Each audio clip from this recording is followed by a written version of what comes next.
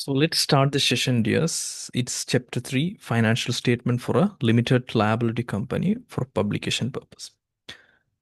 So I'm not going to approach this company accounting like other topics or other subjects, since this financial accounting and reporting subject is more calculation oriented and more accounting oriented subject. So you can't learn more notes like business management subject or business law subject. So it is a subject that the technical knowledge is more important, right? And compared to a A-level accounting paper, it's easy. And compared to A-level accounting, company accounting, this company accounting is more easy than company accounting, and also simple, right?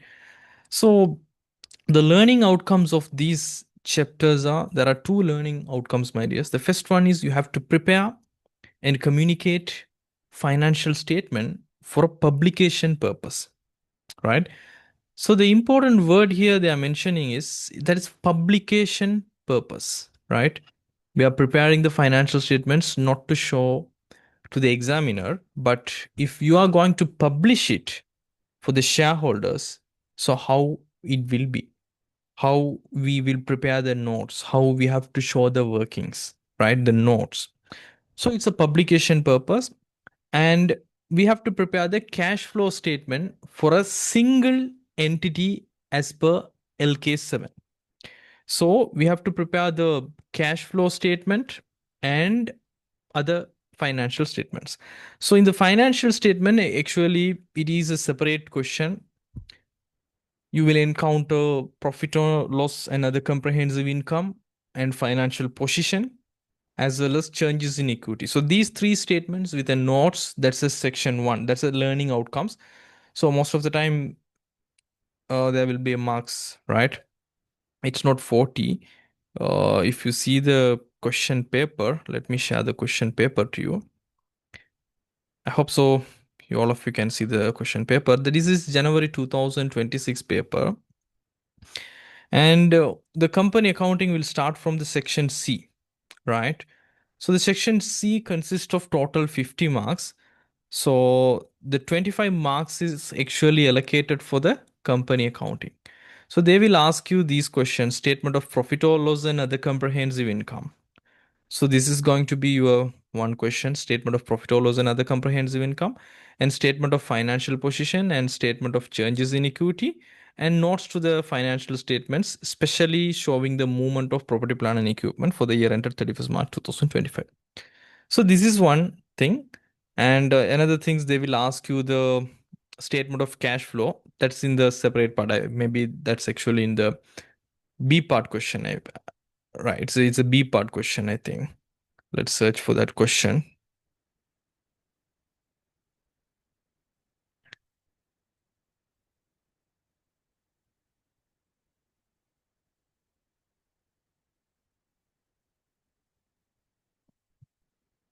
Here, prepare the statement of cash flows for the 10 marks question.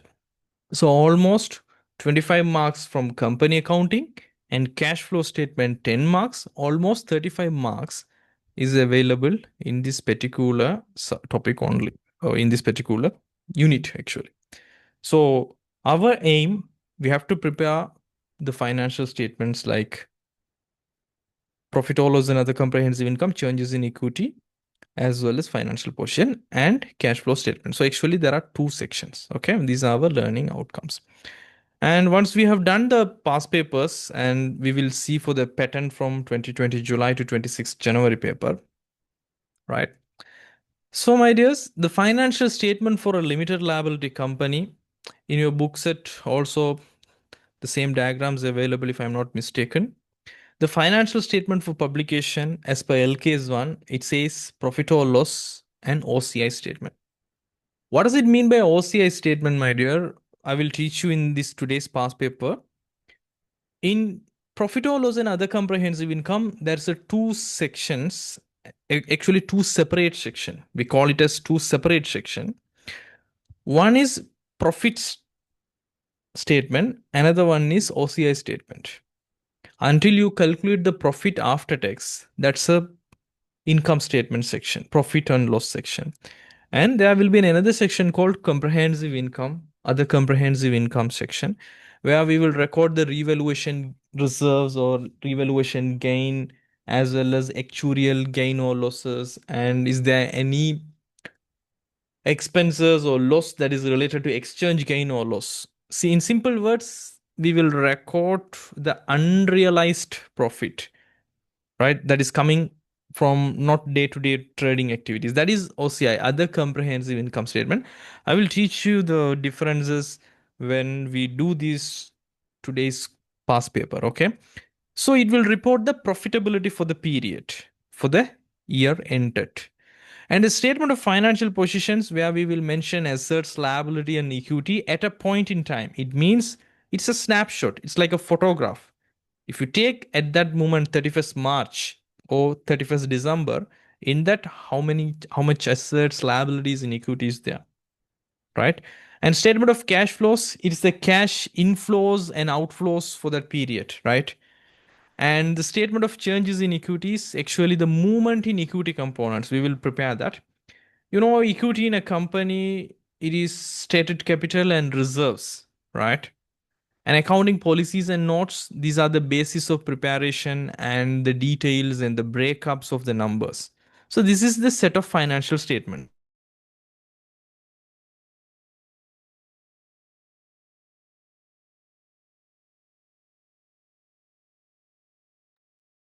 Right? So this is the set of financial statements as per LKAS 1, my dear. And I'm not going to take you very deeply into the notes because actually it's not going to make sense to learn notes, but just for reading purpose. Financial statements for shareholders must prepared in accordance with the LK's 1 presentation of financial statements. Unlike internal reports for the board of directors, these are for publication and must follow standard templates in the relevant source. Okay, right?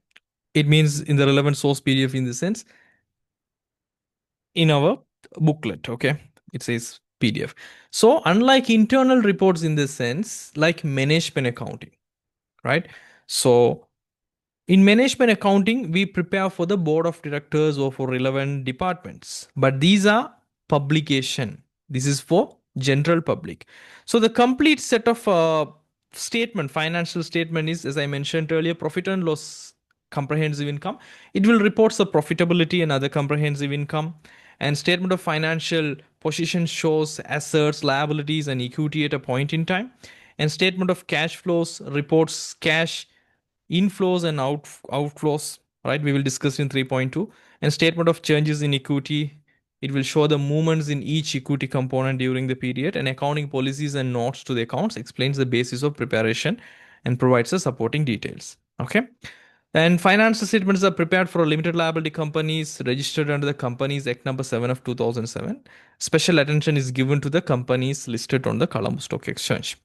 Right? This is just a notes area. And the presentation of an income statement, my dears, we call it as function of expense method. Why we are calling it as a function of expense method, right? We will prepare the income statement. It means the profit or loss and other comprehensive income for today's past paper class. It's simply we are going for a functional basis. It means we will take the sales and we will take away the cost of sales from that. So it will give you the gross profit. From that gross profit, you will add the other income, right? And this is the function of expense method where we are going to categorize all the expenses that happened in our organization as a distribution related cost, administrative related cost, finance related cost, and other costs. So it's about function, for which function the cost incurred. And after that, we will get the profit before tax. We call it simply PVT.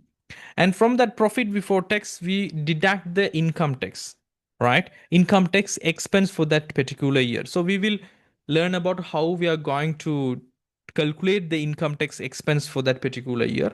And after that, we will encounter with net profit after tax. We call it as PAT, profit after tax. And the other comprehensive income. So where we will record the revaluation, right? And foreign exchange gain or loss, any fair value related loss or gain, any actuarial gain or loss. These are the items we'll encounter in the other comprehensive income. And we will add the profit after tax and other comprehensive income. And the total, we call it, the term word is total comprehensive income. So this is how the income statement in the functional base. Okay. So the function expense method, it classifies expenses by their function. This is the standard format for publication in Sri Lanka. So we will follow this method, and this is the usual method. You know, right? You have completed the level 1 and level 2. So I don't like to talk much. And the presentation of a statement of financial position also, this is assets and equities and liabilities. The telling the financial position means the assets should be equal to the equities and liabilities, where the assets section we will classify into non-current assets and current assets. The examples of non-current assets are PPE, we call it as property, plant and equipment, intangible assets, any investments, and current assets like inventories, receivables, cash and cash equivalents. And the equities and liabilities for a limited liability companies, capital and reserves. Capital in the sense it will include the stated capital. Stated capital in the sense the company issued the shares, the ownership to the other people and collected the money. The money collected is stated capital. And the reserves in the sense some sort of undistributed profit. Undistributed profit is, we call it as retained earnings. And revaluation reserves, any other general reserves, it will be considered as a reserve. So that is the equity of the company format. And the non-current liabilities and the current liabilities. So the total assets is equal to total equities and total liability. That's a basic accounting function you studied in your level 1, right? So, you know, the very important thing is, although comparative figures for the previous year are required to be presented in exam questions, it is often not possible to adhere to this academic purpose.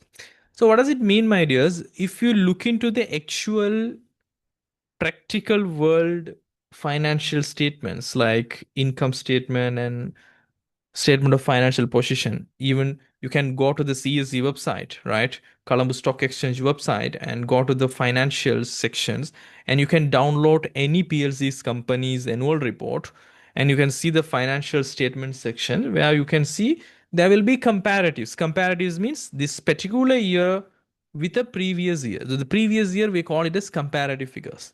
But for the exam purposes, we ignore that previous period because it doesn't make sense for the academic purpose. But actual publication, definitely we have to show the comparative figures, right? So that's what it's just a practical knowledge. So this is the presentation of statement of financial position. And the presentation of statement of changes in equity, we will prepare the statement of changes in equity in today's session also. So the statement of changes in equity, my dears, first the stated capital. It means the issues of new shares and already issued and collected money, right? Everything we call it as stated capital. And revaluation reserves, normally the revaluation gains and losses, we will study about it, right? And general reserves, these are transfers from the retained earnings. We have allocated some monies, and retained earnings means the profit for the years. And if we pay dividends to the shareholders, right, as a return for their share investment, right, it will be reduced from retained earnings. And the total equity is sum of all these columns, right? So, statement of changes in equity, we will prepare a template using today's past papers. And notes to the accounts means this is a little bit different from your A level accounting, my dears. If you're an A level accounting student, in recent past papers of A level accounting, they are mentioning the notes actually for profit before tax, right? In income statement, only the PVT section, only the profit before expenses deducted, right? Profit before tax is calculated after deducted these expenses. That's the only note it required in the A level accounting. And after that, every income statement items we will provide in the workings, right? As well as in the final statement of financial position also, we will provide a notes for the PPE, and there is a separate notes for the right of use asset if it is available, and everything is actually working. But in AAT, they are following a standard. So most of the time, the other income, we have to provide notes And is there any other expenses, finance charges, expenses before tax, property, plant and equipment, and for your stock and trade and other receivables, cash and cash equivalent, reserves, everything should be notes. Practically, if you look into the annual reports in any companies in the practical world, my dears, they will provide that is note. But it doesn't matter for your academic purpose whether you describe it as a notes or whether you describe it as an workings, it doesn't matter. Your final number should be correct. So don't argue with your friends or other people who are doing classes, right? Whether we have to show this as a notes or working, it doesn't matter. The final number is the most important thing, right? So the notes to the accounts provided detailed breakdowns of the line items. Line items in the sense we are mentioning the items in the face of the financial statement, it means face of the income statement, face of the financial position.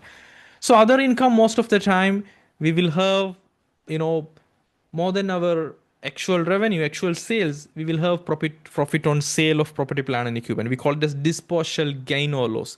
And any interest from your fixed deposit or interest from your treasury bills or treasury or any kind of interest, or if you receive dividend income in the sense if you invested in any other company shares, they will provide you the return that's considered as a dividend income.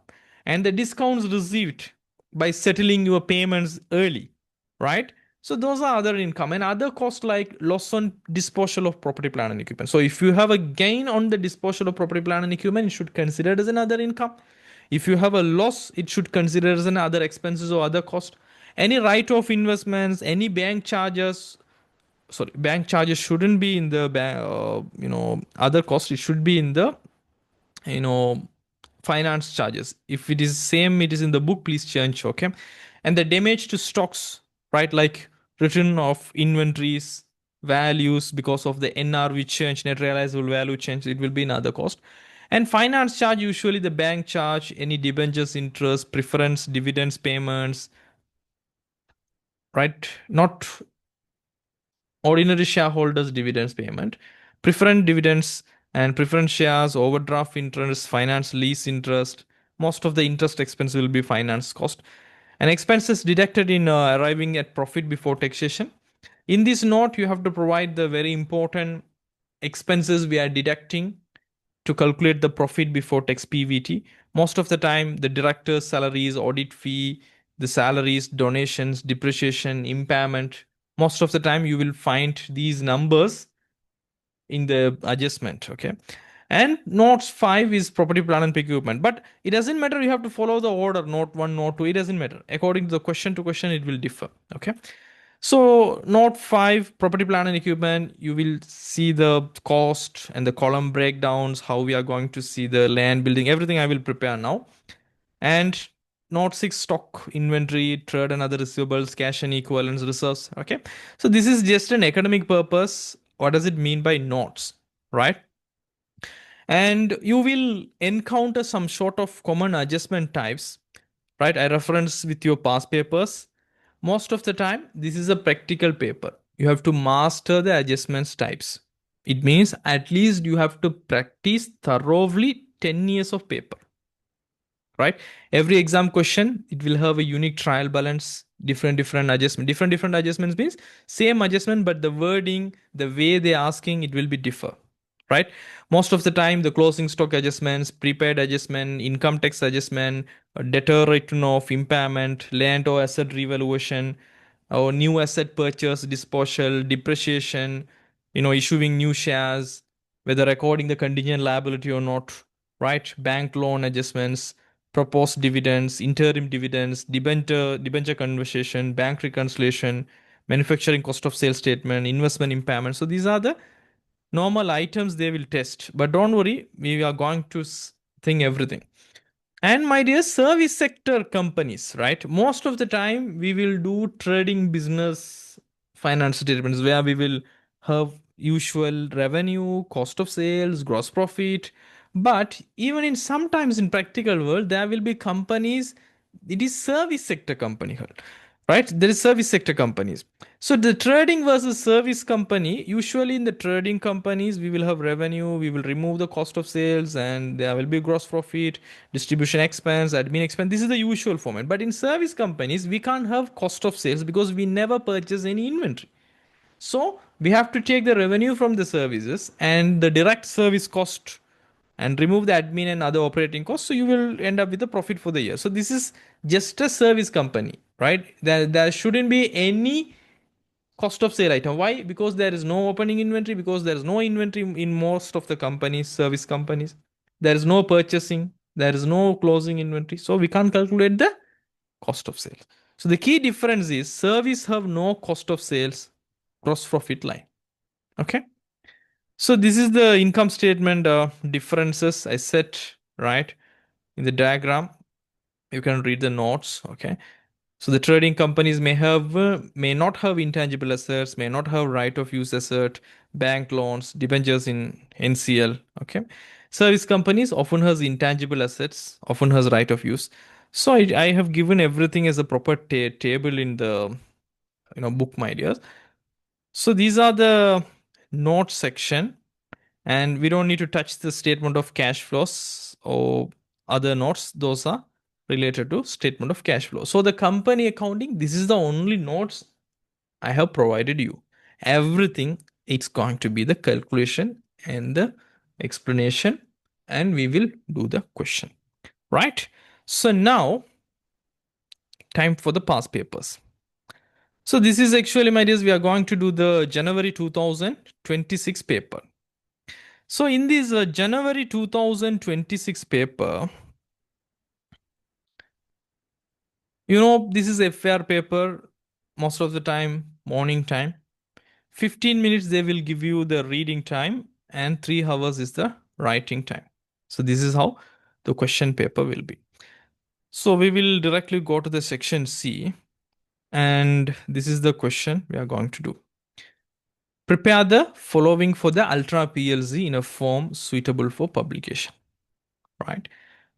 So what you have to do is, before you read these 9 adjustments, right? Before you read these 9 adjustments, you have to have a very good understanding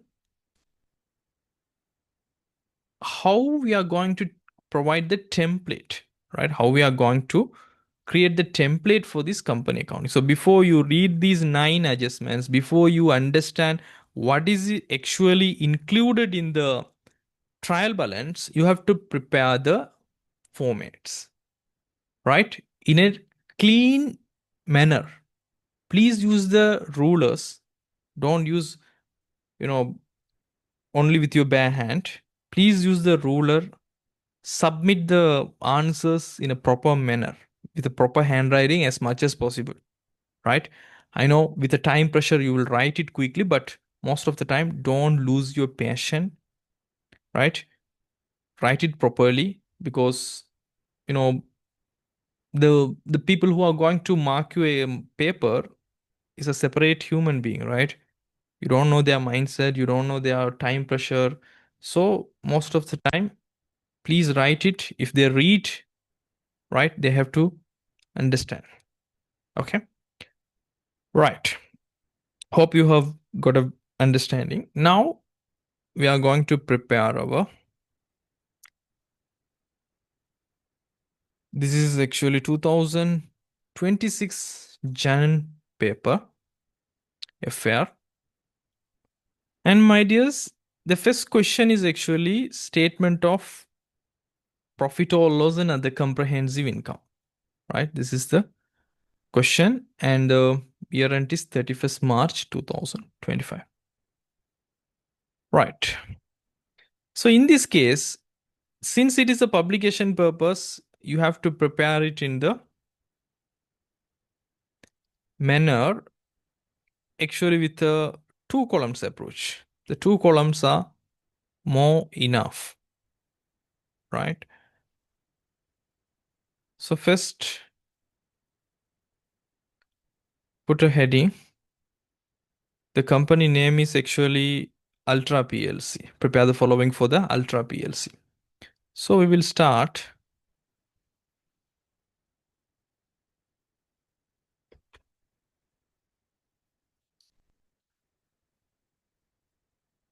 Ultra PLC. Statement of profit or loss and other comprehensive income. For the year ended 31st March 2025, right? So this is going to be your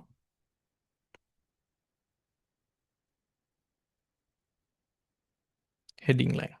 So please remember, we are preparing for the year ended, right? We are using the historical data. That's why it's financial accounting, right? And the first column, the notes number, and the second column, you can use it for the amount, right? And usually you can understand by this, most of the time it's going to be the trading organization. That's what they are having these inventories, trade receivables, and income tax, everything, right? Administration expenses, everything, right? So the format should be your revenue, take away the cost of sales. It will give you the gross profit and other income, and leave a one line space and administrative expense.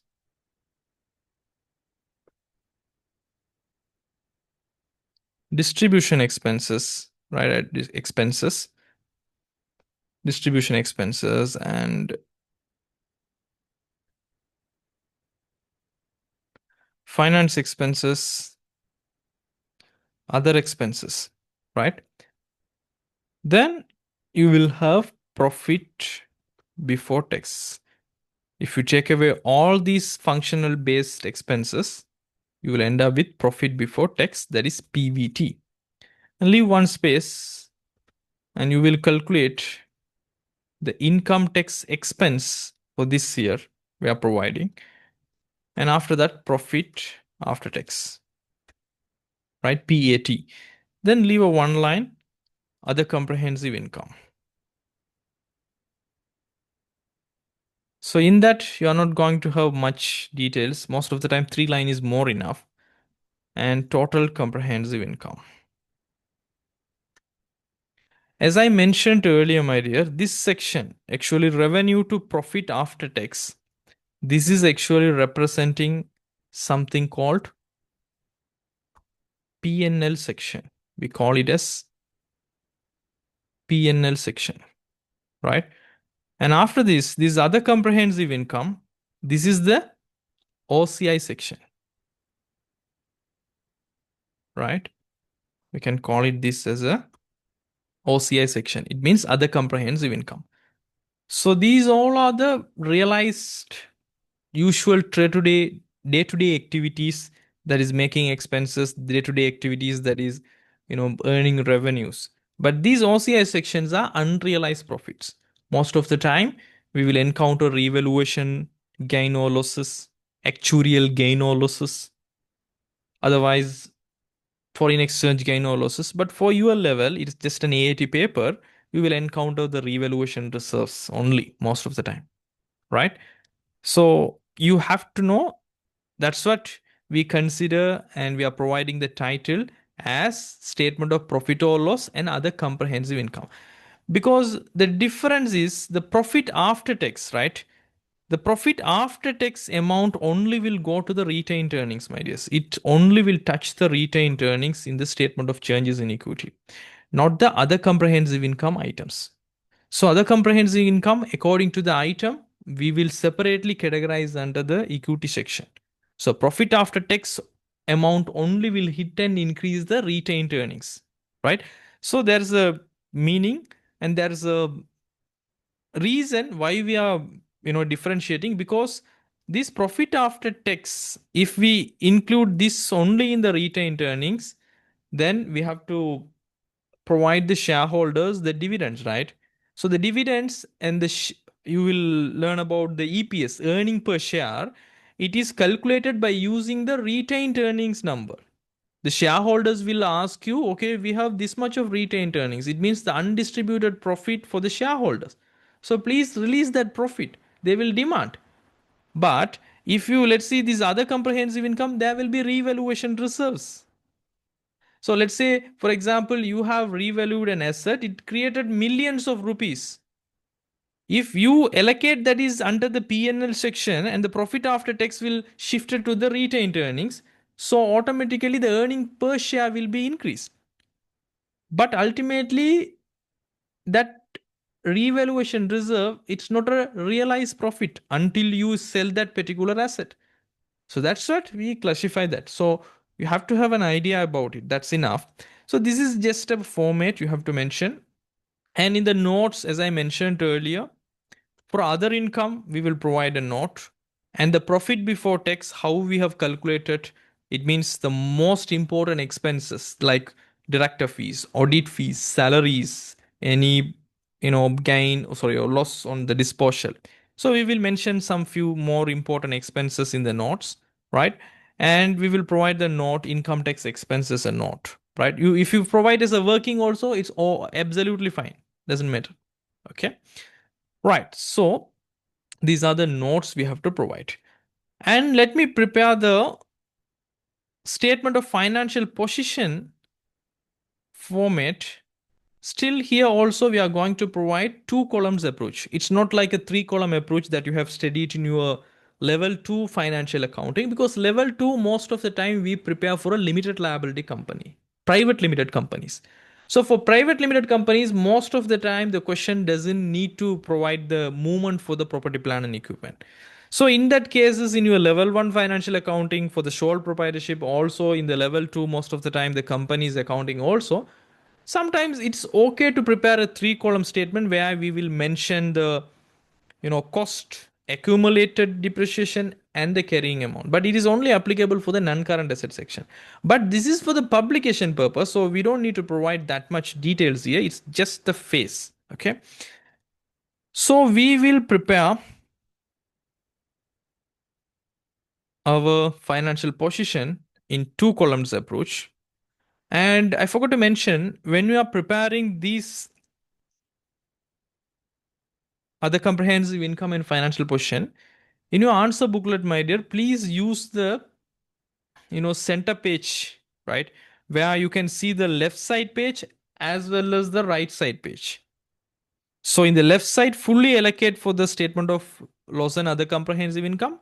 In the right side A4 page, please fully allocate for the statement of financial position, so you can easily record wherever you want. Just a tip.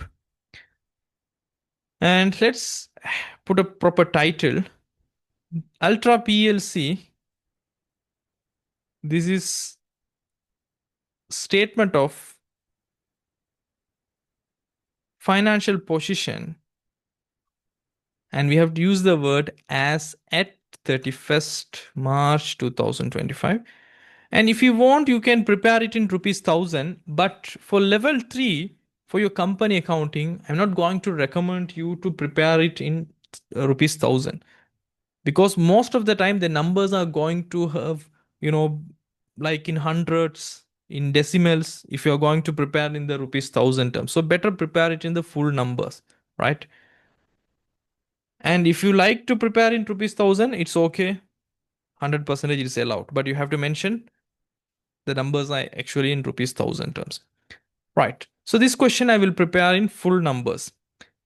So as I mentioned earlier, the statement of financial position, we will classify we will provide here the notes and the amount.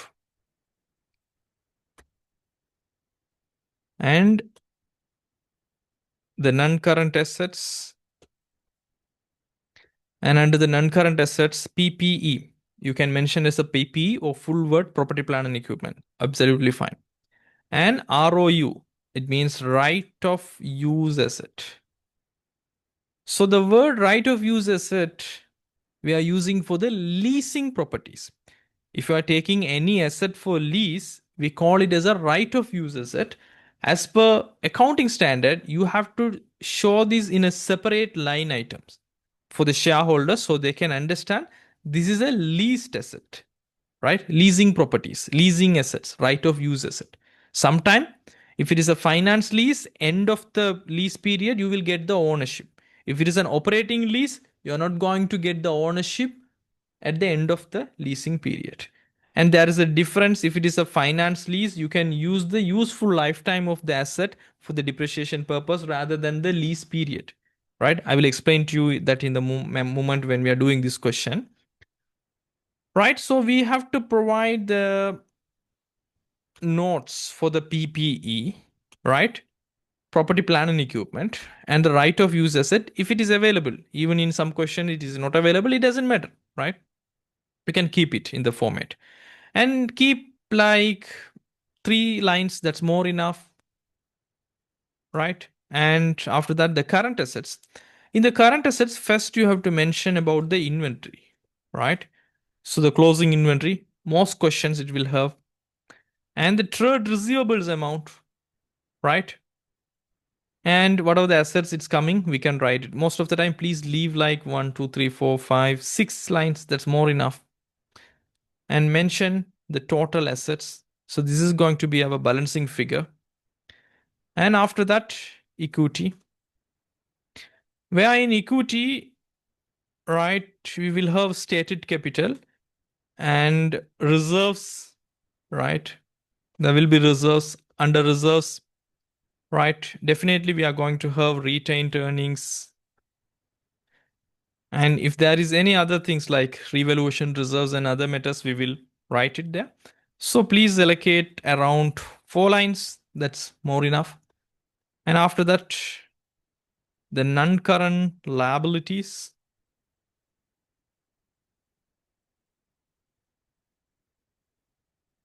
right? So non-current liabilities, most of the time non-current liabilities, you won't have more than 3. So put a 3 line space, that's enough. Then current liabilities. First, you have to write the trade payables and whatever the any other current liabilities we are going to encounter, we can keep it as it is, right? So this is going to be a format, right? I hope so. You are understanding. And now this is the time to prepare the notes.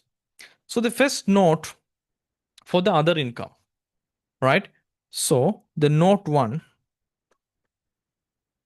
right? What are the other income means? What are the items actually we are going to include in the other income? So the number we are encounter, it will be in the face of the statement of loss and other comprehensive income, right? And the note 2, before note 2, you have to write how you are calculating, how you have arrived with this administrative distribution, finance, and other expenses. So all we can provide it as a workings. Even if you won't provide it as a notes, it's fine, but it's actually workings, right? So what you have to do is, as a basic method, this is note 1. And okay, let's finish the note 2, right? Note 2. Note 2, actually, you have to mention like this: following expenses were deducted at profit before tax, right? And you have to mention 3 or 4 important expenses, right? That's about note 2. And note 3, we will leave this 4 lines, 5 lines for this note 2. And note 3 is about income tax. So income tax expense, okay, income tax expense. How much we are going to provide as an income tax expense in the face of the statement of profit or loss and other comprehensive income. So this is what important, my dears. To calculate income tax expense, follow this method, my method. So first you have to take the current year estimated tax, right? For this year, how much we are estimating for the income tax liability for the current year of assessment. Let's say, for example, this is the 31st March 2025 means from, we call it this as a 24-25 year of assessment. If you are a CPD student, you know very well. 24-25 year of assessments means it's starting from 1st April 24 to 31st March 2025. So we simply call it as 24/25 year of assessment. So in this 24-25 year of assessment, so for that current year, how much we are estimating, and we have to find out the very important one, under or over provision, right? In the last year, how much we have provided as a provision. Provision means how much we have provided as a liability, how much we have estimated to pay for the last year, and how much we actually paid for the last year. So if you paid over, that is an under provision. If you paid less amount than your comparison, right? That's a over provision. So in that case, if you are having under provision, right, it means in the last year you have provided in the income statement a less amount as an income tax expense, but actually you paid more amount, that is actually in this particular year, because in corporate personal taxation, my dears, every income tax we have to pay in quarter basis. So quarterly base means what will happen in practical world, in exam purpose as well. April, May, June payment you will pay in the July. July, August, September payment will be in the October, right?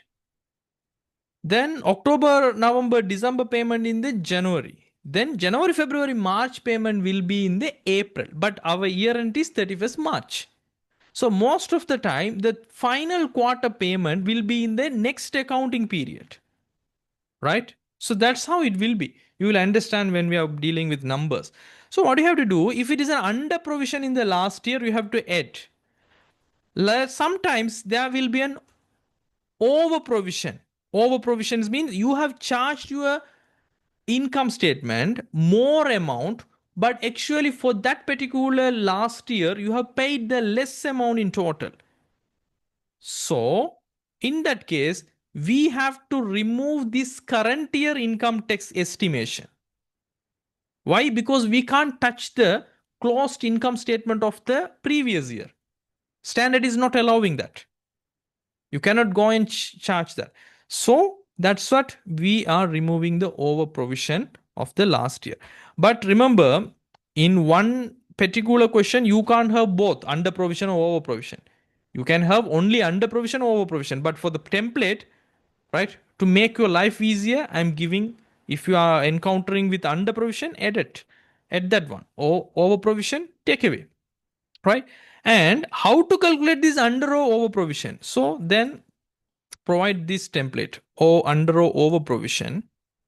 How you are going to easily calculate is, you have to take the last year income tax paid.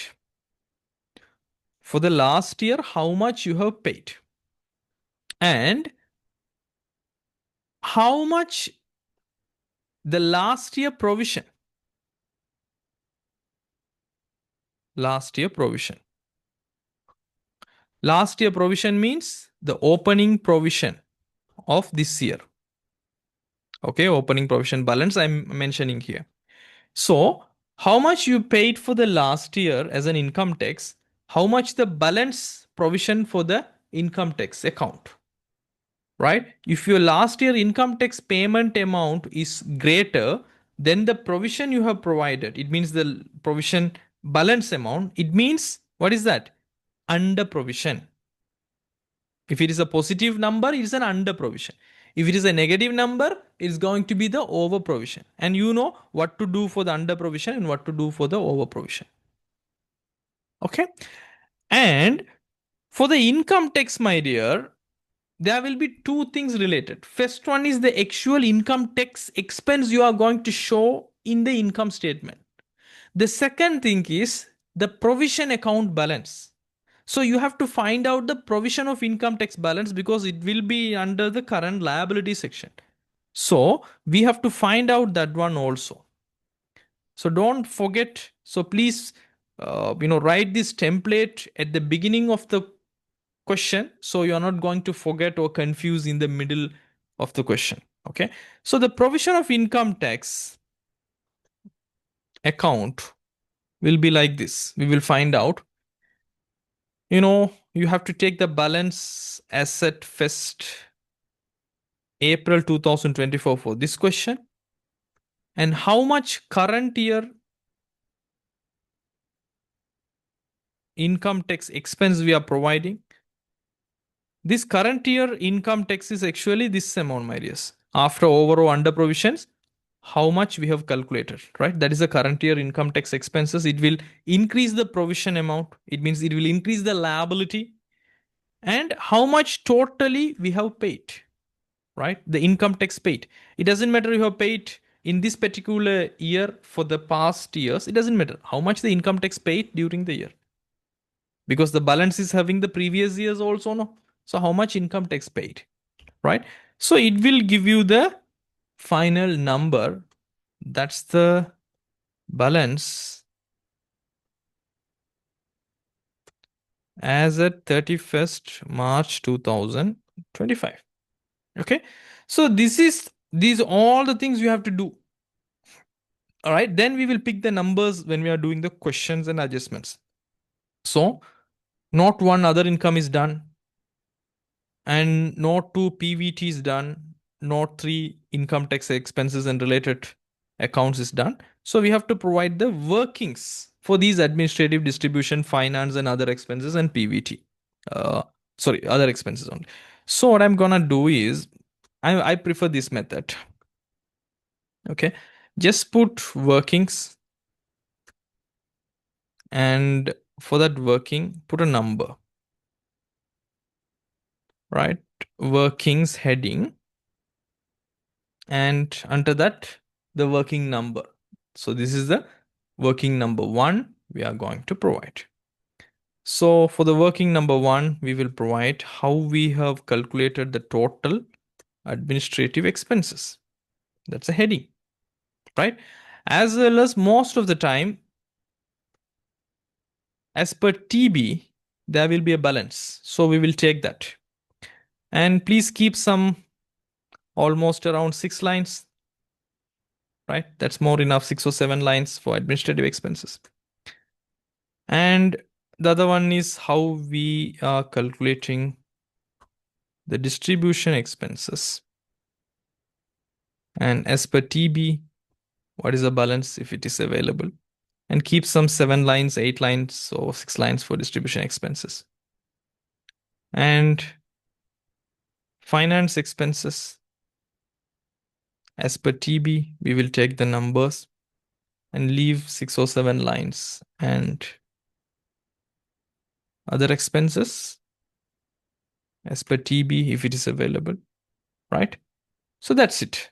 So we have done all the notes and the workings related to the income statement. If it is more working needed, we will provide the number and we will take it. And for the PPE, under the financial position, statement of financial position, we have to provide the note number 4. So the note number 4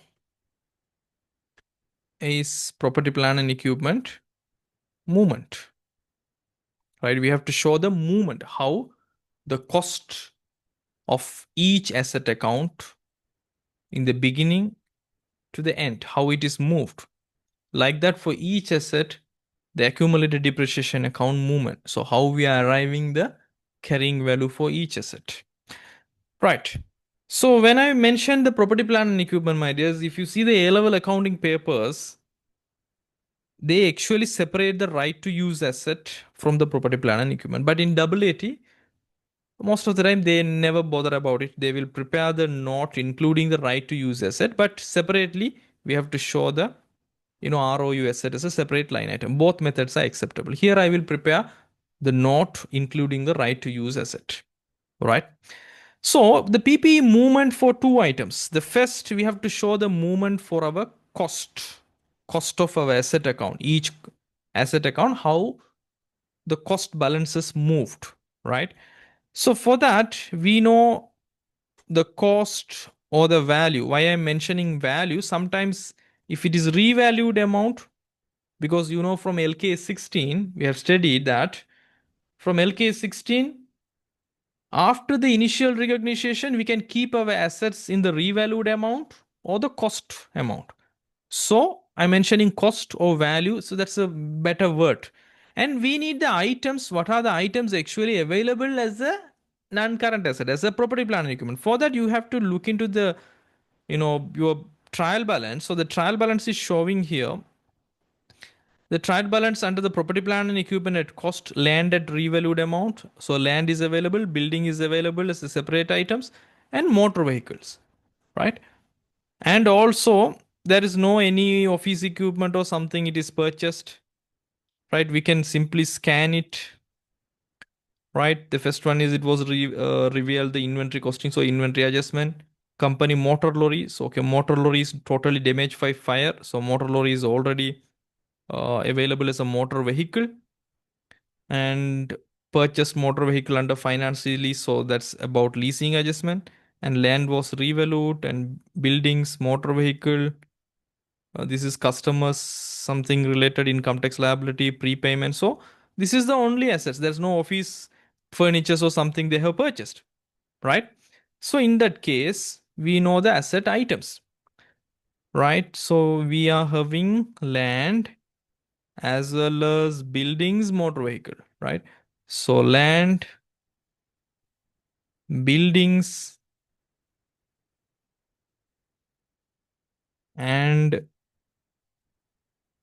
motor vehicles.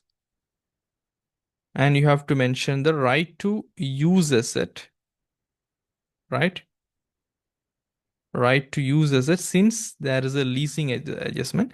Even though if you don't have, you can put it that if it is available, we will write it. Otherwise, we will keep it as zero balances. And the total. So for these items, we have to give the movement. So the movement will be from the opening balance. For this question, balance asset 1st April 2024. Each and every item, the land, buildings, motor vehicle, right to use asset, how it's moving in their cost account. My dears, when we purchase any asset, any land or buildings or motor vehicle, if you take, any additions, it means any purchase, it will increase the cost account balances. So there will be additions. We call it as additions. Why? It can be purchased, it can be leased. It doesn't matter. So that's something additions. It will increase the cost account balances. As well as when you dispose any asset, dispose in the sense it's damaged, you can dispose it. You can sell it. Both are considered as disposal. Right? If you dispose any asset, that asset is no longer in your organization. So you have to take away that asset. You don't have that asset. You don't have the control of that asset. So we have to take away that particular asset cost, right? So disposal. And sometimes we will revalue the asset and we will compare the asset carrying value at the revalue date, right, to the revalued amount. So if it is having more amount positive numbers, it will consider as a revaluation gain, otherwise revaluation loss. So the revaluation loss or gain, it will increase the cost because, in LKAS 16, right, I just touched, if there is a revaluation gain, right, the double entry should be, we have to increase the cost account of the asset as well as we have to record the revaluation gain or loss. So in that case, it will hit the cost account of the asset by the revaluation gain amount or loss amount. So sometimes we have to make a plus, or sometimes we have to make an minus, right? We have to remove. So it's mentioning revaluation gain as a plus, and if it is a loss, I'll put in the bracket. So we are deducting. As well as, except land is not applicable for the depreciation. So any asset except land, buildings, or motor vehicle, any asset, if you revalue and if it is making revaluation gain or loss, right, from the date you revalued, it should considered as a new asset. So you have to take away the full accumulated depreciation and you have to take that asset accumulated depreciation account to the zero. So what you will do?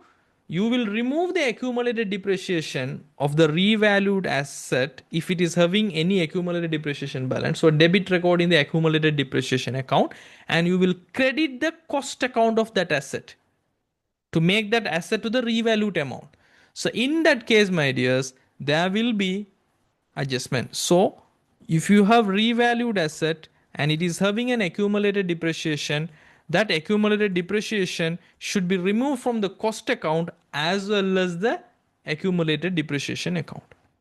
So revaluation depreciation, if you have to take away that. And after that, so these are the maximum item it's possible, right? Most of the time maybe you are not going to encounter with revaluation, so most of the time there will be no disposal or no additions, but we make sure we are ready for everything. Okay. And the balance as at 31st March 2025, this is the cost account balance. Okay, so we will have these balances at 31st March 2025. This is the movement of the cost account.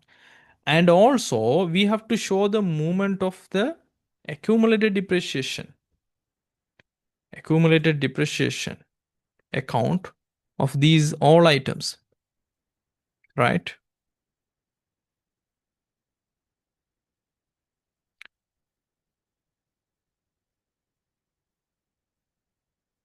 Accumulated depreciation is a credit balance, right?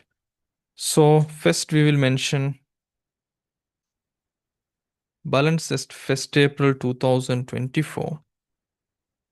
And in every year, if there is any depreciation, annual depreciation, we provide it into the accumulated depreciation account. Depreciation account is debit, and we are crediting to the accumulated depreciation of that particular asset.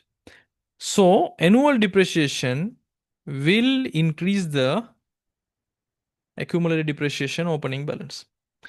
And in some cases, if you have any disposal of the asset, it's like a revaluation. Revaluation and disposal have the same thing. If you dispose or revalued any asset, you have to take that accumulated depreciation balance to zero.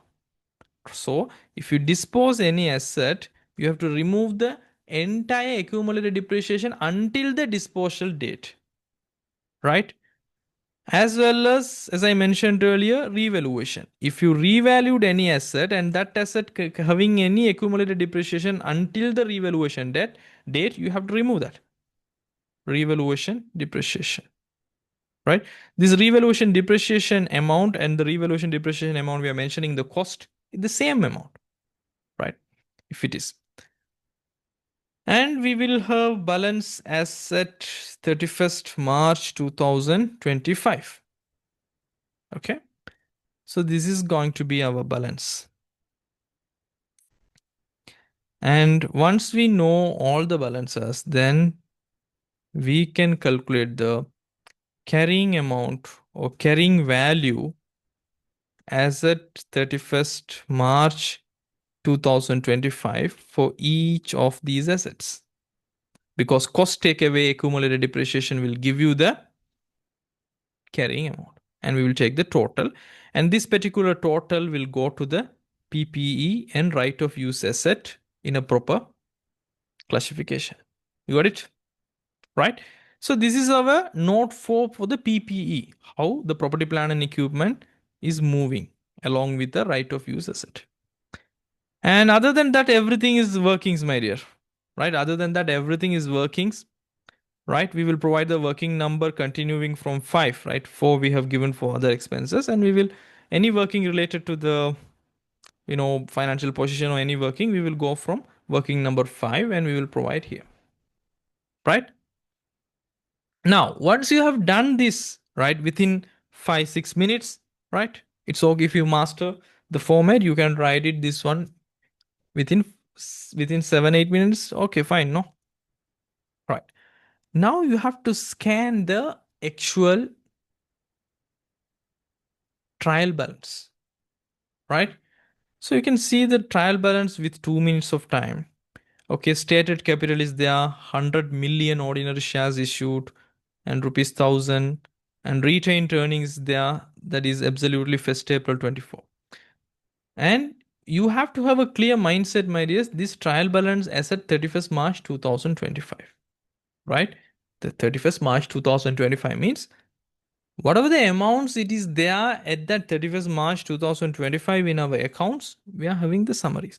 So then what about this following additional information? It means still these following additional information, some information it's recorded, some information not recorded according to the information. But anyhow, these balances should be at the date we have generated the report of trial balance as at 31st March 2025. If it is having the name 1st April 2024, it means still at 31st March 2025, it's having 31,500, but it is the same balance as at 1st April 24. It means if there is anything related here in the additional information that's going to make any adjustment for the retained earnings, yes, it's not applied. That's what they are mentioning. This is the balance from 1st April 24 at 31st March 2025. The adjustments are not applied here.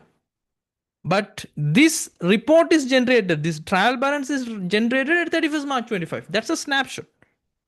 Don't assume until they say this is the opening balance. Right? In A-level accounting, this is more tested in PPE. But in AAT, they are not going to test you much about this. But in your A-levels, if you see the accounting paper, the property, plant and equipment, they played very well. Right? But in your AAT paper, it's much easier than the A-level accounting paper. Right? In the level 3. Actually, company accounting, because you have to do with the consolidation, you have to do with here. There are a lot of questions. So they're not going to make you much harder. Right. So we have retained earnings, revaluation, reserve is there. Okay. This is important. So why you are reading this within the 5 minutes time, you have to get an idea what's going to be in the additional information and what you have to ready. Revaluation reserves means what? Right? Already there is an asset. It's revalued, right? And that revaluation gain is there. That revaluation gain recorded in the OCI section, other comprehensive income. Then it is shifted to the revaluation reserves in the equity. That's what it is in the trial balance. So you can expect a revaluation adjustment in the additional information. And property, plant and equipment at cost. Here, they never mention these costs are actually in 31st March 24 or 1st April 24. In that case, you have to know, my dears, these are the balances obtained at 31st March 2025. Any mistakes the accountant done, it is reflected here. Anything they missed, it is reflected here. But these balances are obtained at 31st March 25. Not the opening balance. If it is opening balance, they should tell, right? Like accumulated depreciation, they specifically mention this is the 1st April 24 balances. Why they are mentioning? Because this balance is not consisting this particular year annual depreciation, but still it's taken on 31st March 25. So that's an indirect message you have to apply. You have to provide this year charge, right? So we have building, we have motor vehicles and lease rentals paid. What does it mean by lease rentals paid? Lease rentals means lease annual amounts and other amounts maybe. So some amounts they have paid and they have obtained a lease asset. So we are going to have a leasing adjustment, SLFRS 16, I think, right? So if you see these lease rentals paid or lease some related things, my dears, or right of use asset, you have to know there will be a leasing adjustment, right? And inventory as at 31st March 2025 at cost, trade receivable. Trade receivable is an asset, so debit side is the trade receivables. Trade payable is a liability, so the credit side is representing the trade payables. And cash in hand at banks, allowance for trade receivables. So this is also an indication. Allowance for trade receivables, if there is a balance, already we are providing and we have a policy to provide allowance for trade receivables. It means allowance for doubtful debt, other words. So it means we have to know, we have to charge for the movement only. I will teach you that adjustment, right? If there is an opening balance for the allowance for trade receivables, that movement in that allowance for trade receivables only we have to charge. I will give you explanation how to deal with this, right? So there will be an adjustments in the allowance for trade receivables. That's what they are giving the opening balance and income tax paid. So this income tax paid mean actually how much we have paid. So it can include the previous year of assessment payment, this year of payment. So it's just a current income tax paid. It's a temporary account they have created. And the cost of sales and sales, cost of sales expense, right? The primary expense of a business. So it's in the debit side. Sales is the revenue, right? It's an income. Income are always in the credit side. And prepayments, there are some prepayments. It means you have paid for some expenses before that expense incur. We don't know what about that payment, so we can expect some prepayment accrual adjustment, right? And income tax payable is at 1st April 24. What does it mean? This is the provision account I mentioned, right? As per our provision account, whatever we have paid, the balance is 1st April 24. It means 31st March 2024. The balance we have to pay after all the cash payments and things for that particular last year. We have to pay 6,100. We will use this to calculate our under our provisions things. And administration expenses as per the TB, right? Once we have adjusted, it will change maybe. So as per TB distribution expenses and finance expense. So this is not a very big or very giant trial balance, my dears, compared to the A level accounting paper. If you take the A level accounting paper, there will be a huge list of trial balance, but it's a simple trial balance. You don't need to worry about the exams, okay? And the following additional information, you don't need to read and understand or reread everything. No, just a scan is enough first time. Okay, it was revalued that the inventory counting rupees inventory costing to 9 million, which consists of 1,000 units, was found by slow moving, and it's include the closing inventory balances 31st March 2025. This inventory was sold in April at 50% discount, selling after incurring transport cost, normal selling price. This is simply an NRV adjustment, LKS 2. That's it. No need to go for detail. So we have to get ready for that. On 31st March 2025, one of the company's motor lorries was totally damaged by fire. The lorry was bought on 1st April 21 at a cost of 6 million. On 10th April 25, insurance company had assessed the damage and agreed to pay 2.5 million as a claim. No any entry. So this is something, an insurance claim or disposal. That's it. And third one, on 1st April 24, the company purchased a motor vehicle under a finance lease. Right. So there is a leasing adjustment. So this is entire, it's going to be about leasing. No need to read it. And the land was revalued during the financial year. So revaluation adjustment. So and property plant and equipment to be depreciation on the buildings 40 years and motor vehicles. This is to remind you, you have to calculate the annual depreciation and charge it in the relevant expense type. And during the year, one of the customers who owed 3.5 million to the company was declared bankrupt. The amount due become irrecoverable. So it is about irrecoverable debt and maybe allowance for depreciation, allowance for trade receivables adjustment. And income tax liability 6.1 million for the year of assessment, income tax adjustment. Prepayments account include rent payment. So this is the prepayment. So rent prepayment adjustment. And the board of directors of the company approved the finance statement for issue on 31st May 2025. This is just an information whether you decide is an adjusting event or non-adjusting event. LKS 10, right? So this is the scanning process. First, you have to understand, right? Then only you can have a very good understanding, when you are dealing with the questions, right? So again, my dear, since this is your first question, I'm not going to, explain to you things in this much deep in other papers, since it is a very first paper we are doing, right? Please remember these items. Stated capital means what? The money shareholders paid the company for the shares, right? It's actually as per Companies Act number 7 of 2007. And in Sri Lanka, my dears, in previous years, there is something called par value. Now there is no par value. Everything you received for shares sits in one bucket. It's called stated capital. Everything you received for your ordinary shares. So 100 million ordinary shares you receive. That's the meaning. What's the meaning of retained earnings? These are the old profits, the undistributed profits.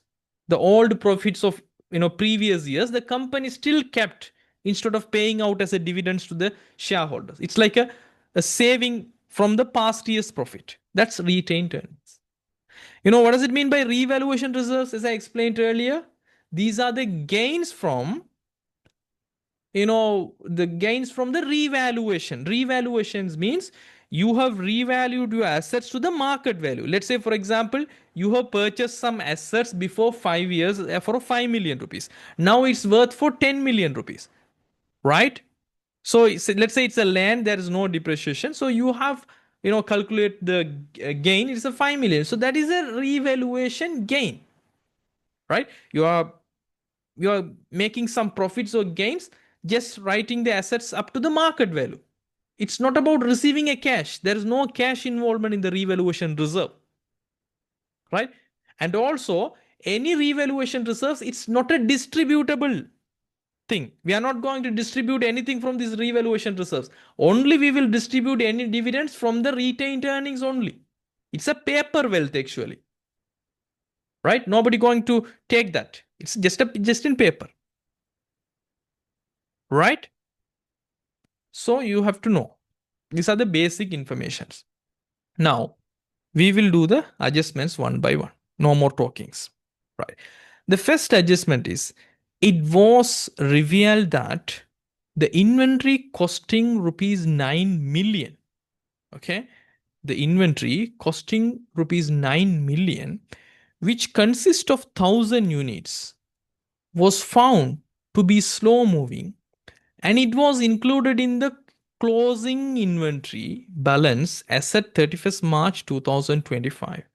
This inventory was sold in April 2025. It means after our year end, 31st March 2025, next month, at a 50% discount on the selling price, after incurring transport cost of 100,000, normal selling price is 10,000 per unit.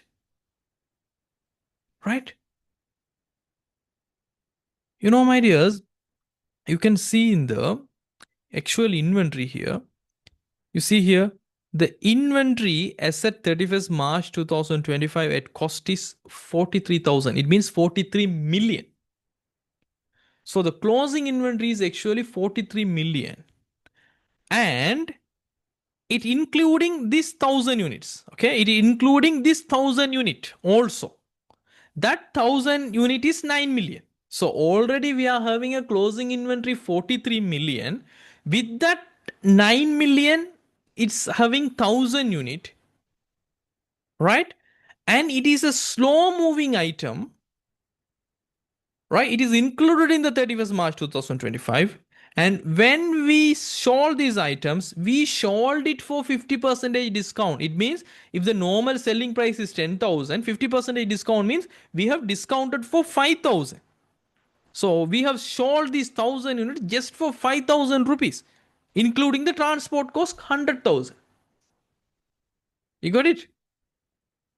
So what's the standard actually says? As per LKAS 2, my dears, if you see the our previous class recordings, right? I think you are watching that. Let me show it that again, right? Okay, it's chapter 3 only, in the mind map, right? So it doesn't matter. So in LKAS 2, inventories, you might study it. Inventory should be measured at the lower of cost and net realizable value. Right? The inventory should be valued at the lower of cost or net realizable value. Right? That is the LKAS 2. Now, what does it mean by the NRV? NRV means net realizable value. It means from your estimated selling price in any ordinary course of business, you have to take away any cost you are estimating to make that sale. For example, you have to pay for the broker fees, you have to pay some legal paperwork, you have to pay for the transport cost, like in this question. So after that, how much you can take home, right? So that is net realizable value. So how much cost for you, how much you can take home as a net realizable value, whatever the lower amount should be considered and should show as the inventory. That's the actual worth of the inventory. Any difference, let's say for example, the cost is the higher amount incurred for you, but the net realizable value you can realize actually from that inventory is less than that amount. The difference is called what? Right? That's something called inventory return of expense, right? Or inventory net realizable value loss. Because as per the prudence concept, we have to show that expense because anyhow it lost that market value. If even if we are going to sell it in the future, right, we are going to make a loss. So if there is any losses you are identifying in the near future, show it now. That is prudence concept. But if there is any gain you are going to make in the future, don't show that. That's also prudence concept, right? So in simple words, my dears, NRV is actually the cash, right? The cash amount. You can actually get it out of your inventory after you removed all the cost to make that sale. For example, let's say, for example, I'm giving some examples because we are going to encounter these type of expenses in other papers. So if I give you more examples and explanation now, I can easily do the questions in the later part. Let's say, for example, my dears, you are going to PETA phone shop, and you are, holding some. Let's say you are doing a business. Okay, let's say you are doing a business from mobile phone shop. You are having 1,000 phone, old model phone, and you bought this for 9,000 rupees each. Now let's say new models came. Now the old phones you can sell at a half price, right? And also you have to take these 1,000 phones in a lorry, and you have to pay the transport cost. So in those kind of situation, what does it LKS2 says? Please stop dreaming about to collect your entire cost incurred for you. You can't do that. The market is not going to give you because the new model phone is there. So you have to value your inventory, actually what you can get from that, right? Because you are going to show that numbers for the shareholders. They are going to believe, okay, this is the inventory is there. It is sitting in the financial position, so it will give us the money. But if the NRV, the net realizable value, is lower than that, it's misleading, no? That's what there is a rule. In as per LKS2, you have to show the NRV or the cost, whichever is lower, please provide that. Right? Now, how we are going to adjust it? Right? No more talkings. Let's do the work. Now, we are going to provide a working number 5. Okay, let's do the working number 5 here for the inventory. Right? Working number 5 for the inventory. Okay, this is working 5. Okay, 5. Okay, 5. I'm putting 5 numbers. Let's keep that also as a workings. And number 5, inventory. Closing inventory. How we are determining. I don't need to write it again and again, my dears, but I need to give a proper explanation. Otherwise, we can do it quickly. Now, the cost of the slow moving inventory. Actually, in the question they have mentioned, this is 9 million. So we purchased by providing the money 9 million. I will do all the numbers in the full number. Okay. So it's 9 million. 9,000. Again, another 9 million. So this is the cost, right? So I can consider simple cost. And we need the NRV, net realizable value. And how to calculate the net realizable value? You have to remove two things, right? You have to take the estimated selling price, and you have to take that estimated selling price, and you have to remove any estimated selling cost. Okay.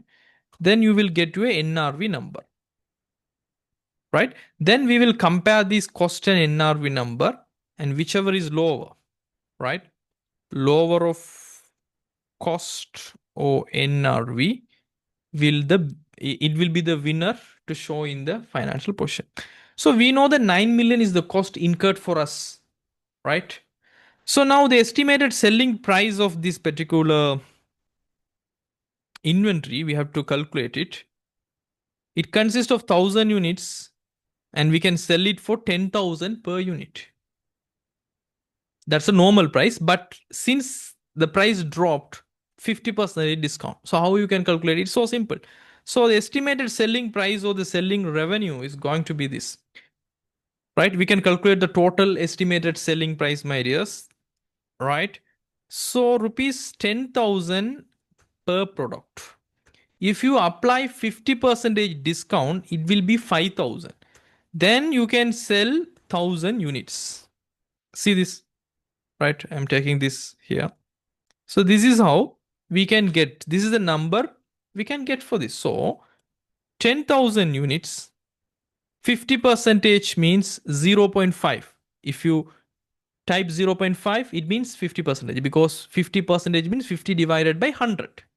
So 5,000 each unit and multiplied by 1,000, you can sell and collect the money 5 million, right? This is your estimated selling price for these 1,000 units.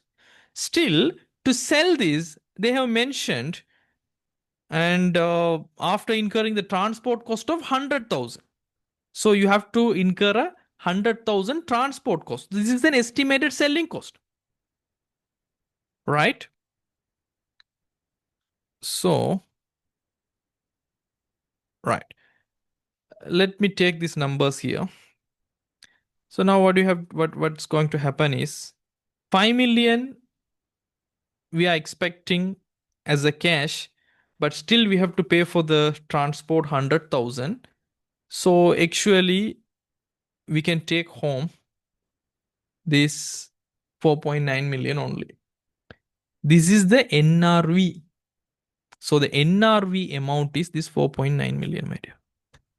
Okay, I'm taking this here.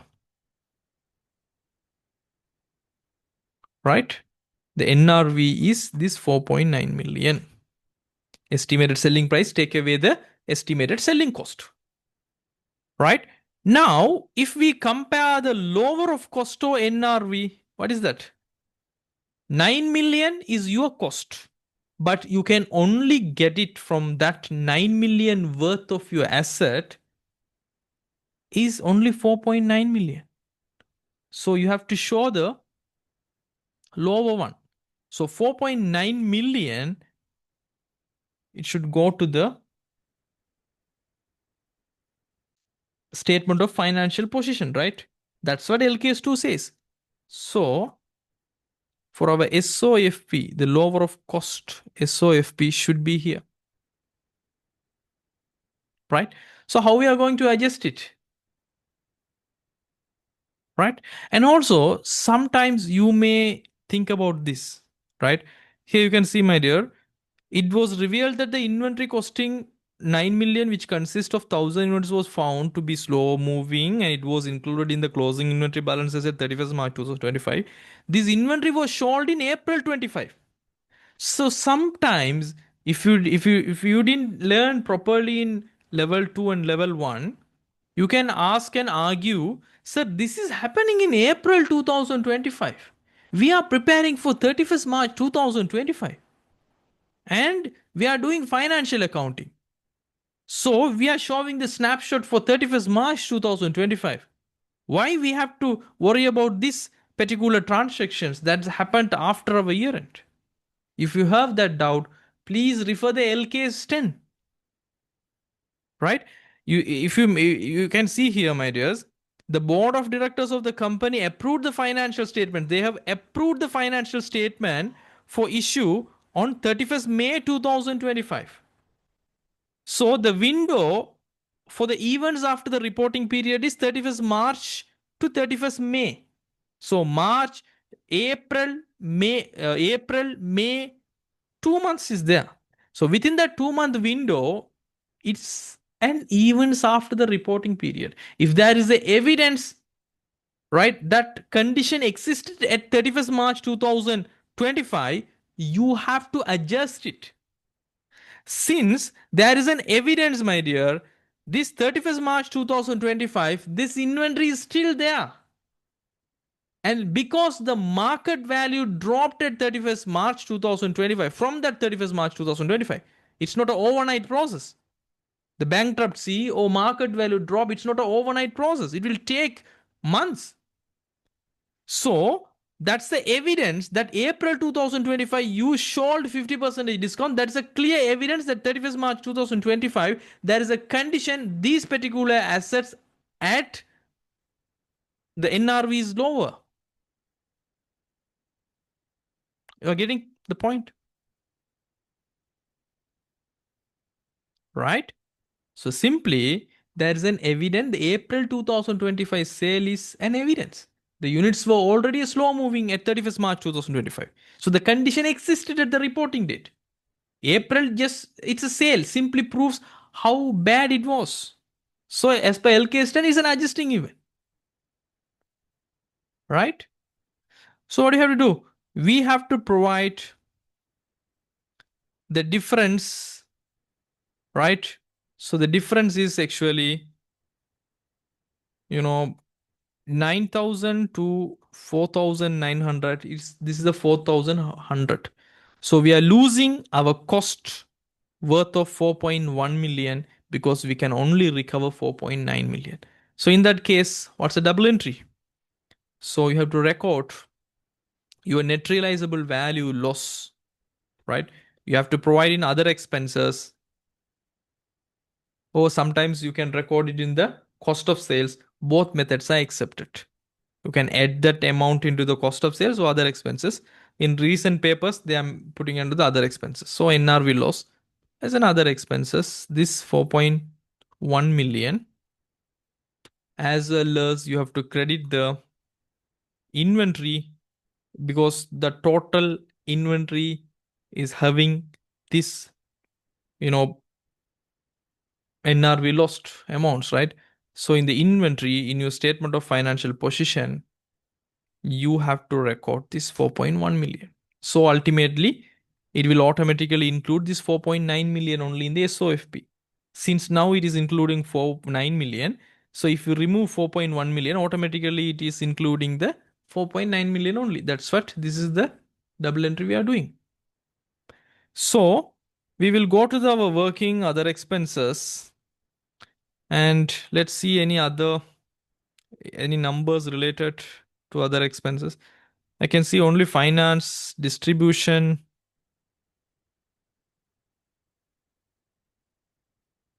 right? Finance, distribution, and administration expenses only in the trial balance. So as per TB, other expenses 0. So we are going to provide a new expense in the other expenses. So I can call it as inventory NRV loss, net realizable value loss. That is, sorry, this is NRV loss other expense 4.1 million. And we are going to credit the inventory statement of financial position 4.1 million. So 4.1 million. Right? Any doubts? And the inventory. So the inventory value should be,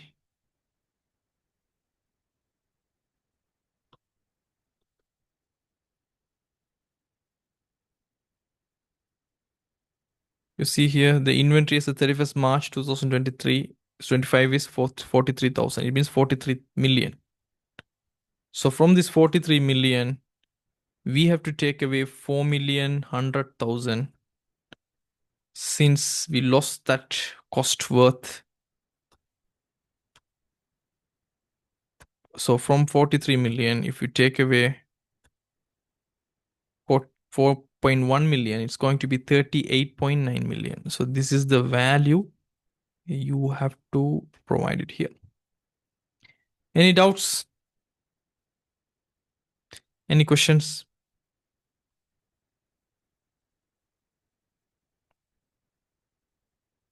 Anyone having any questions, please let me know.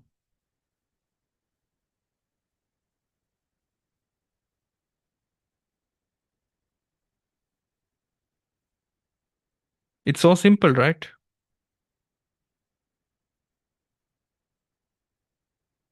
Right. So let's move to the second one. On 31st March 2025, one of the company's motor lorries was totally damaged by fire. This is the end of the day. So the company motor lorries was totally damaged by fire. This lorry was bought on 1st April 21. So our year end is 31st March 2025. This is 1st April 21, right? At a cost of 6 million. And on 10th April 2025, insurance company assessed. So 10th April 25 means after our year end, but still within the events after the reporting period. The insurance company assessed the damage and agreed to pay 2.5 million as a claim. No any entries were made in the books of accounts in this regard. So, how we are going to deal this? This is actually a disposal, but not a disposal by sale because of the damage. Right? So here it's all about LKAS 16. If we lose any asset by disposal, either this case like it's totally damaged, we can't use it, it's destroyed. Or if we sold any items, there is a derecognition. The asset is no longer available, right? And also the date is important, 31st March 2025, the last day of the year. And the lorry, the cost is 6 million, right? And we bought it on April 1st, 21. And the insurance company claimed 10th April 25. So the total damage happened by fire is 31st March 2025. So at the reporting date, the evidence is there. So still it's a adjusting event. But if it is happened after the year end, even if it is in 1st April 25, we don't need to adjust it. But since it is the 31st March 2025, the condition is existing on 31st March 2025.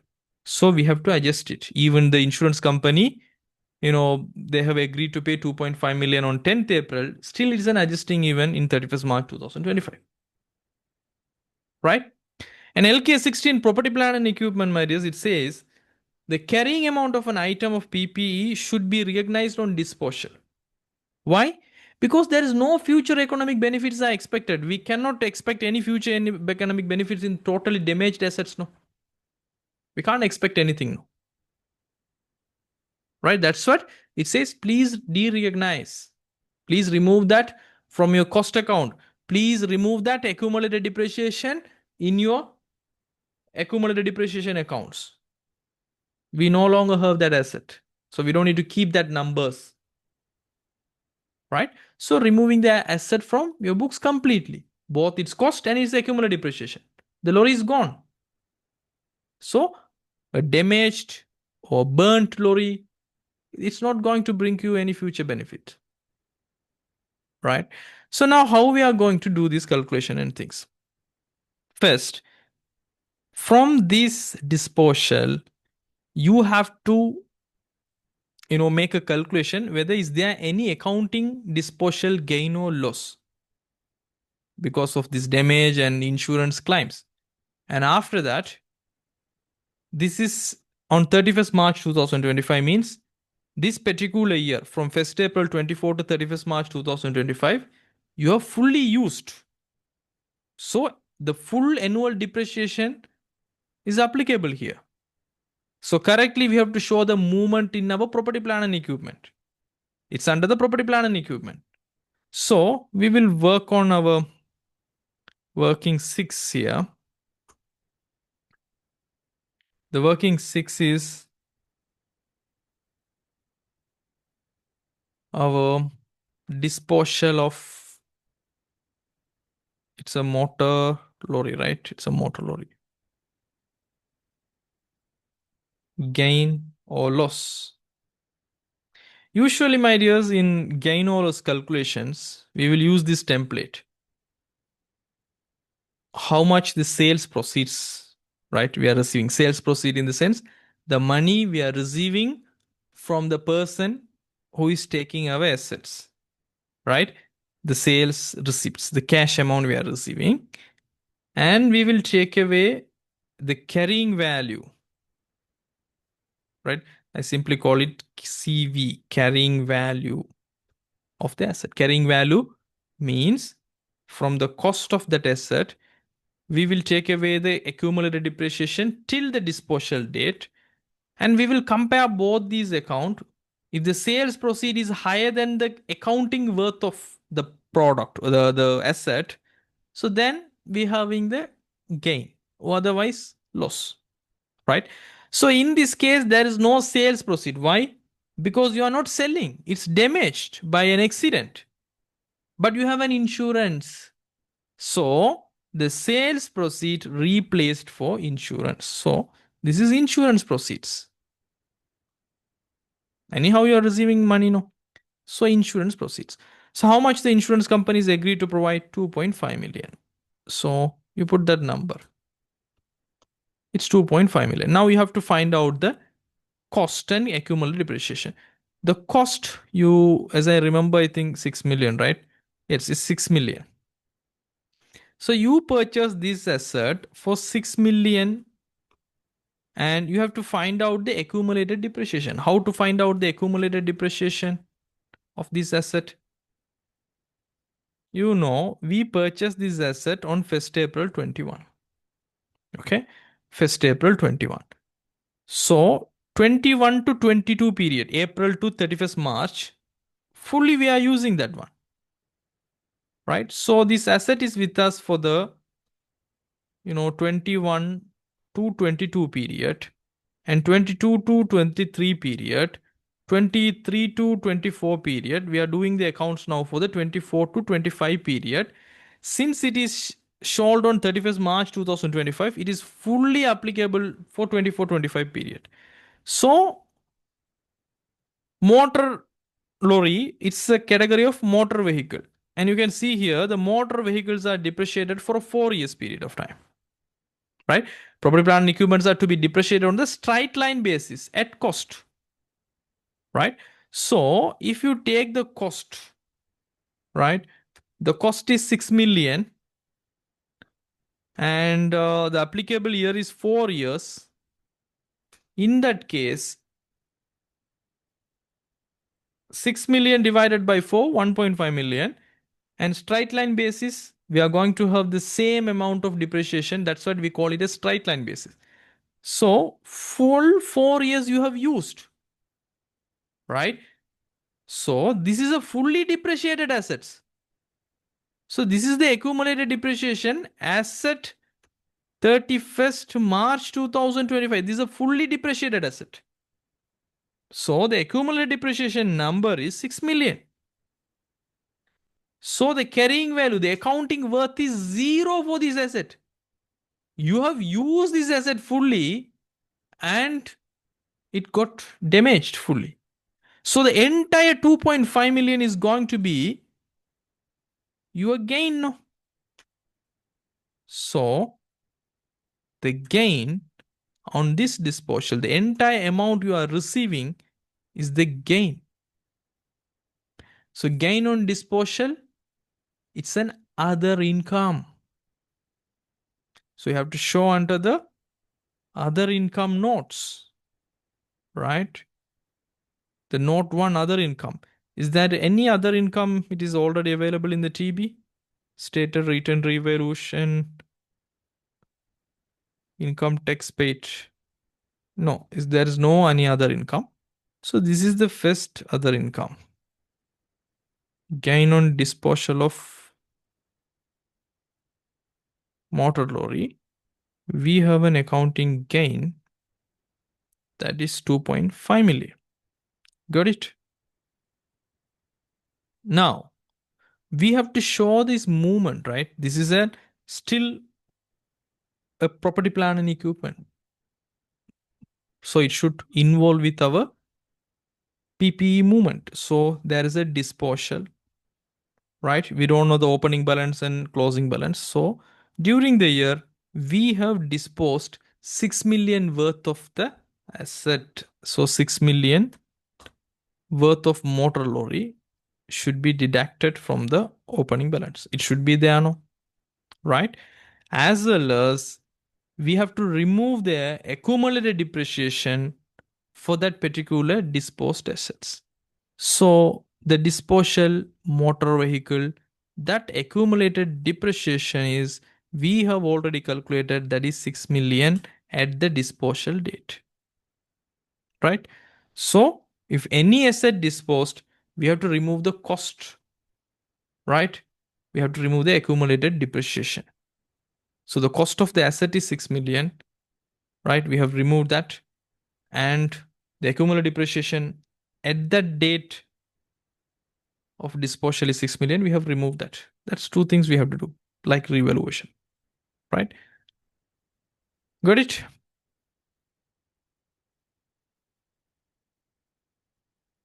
Okay. Then let's move to the other adjustment. On 1st April 24, our opening year, the company purchased a motor vehicle under a finance lease. Right? Now I have to talk about the finance lease, my dear.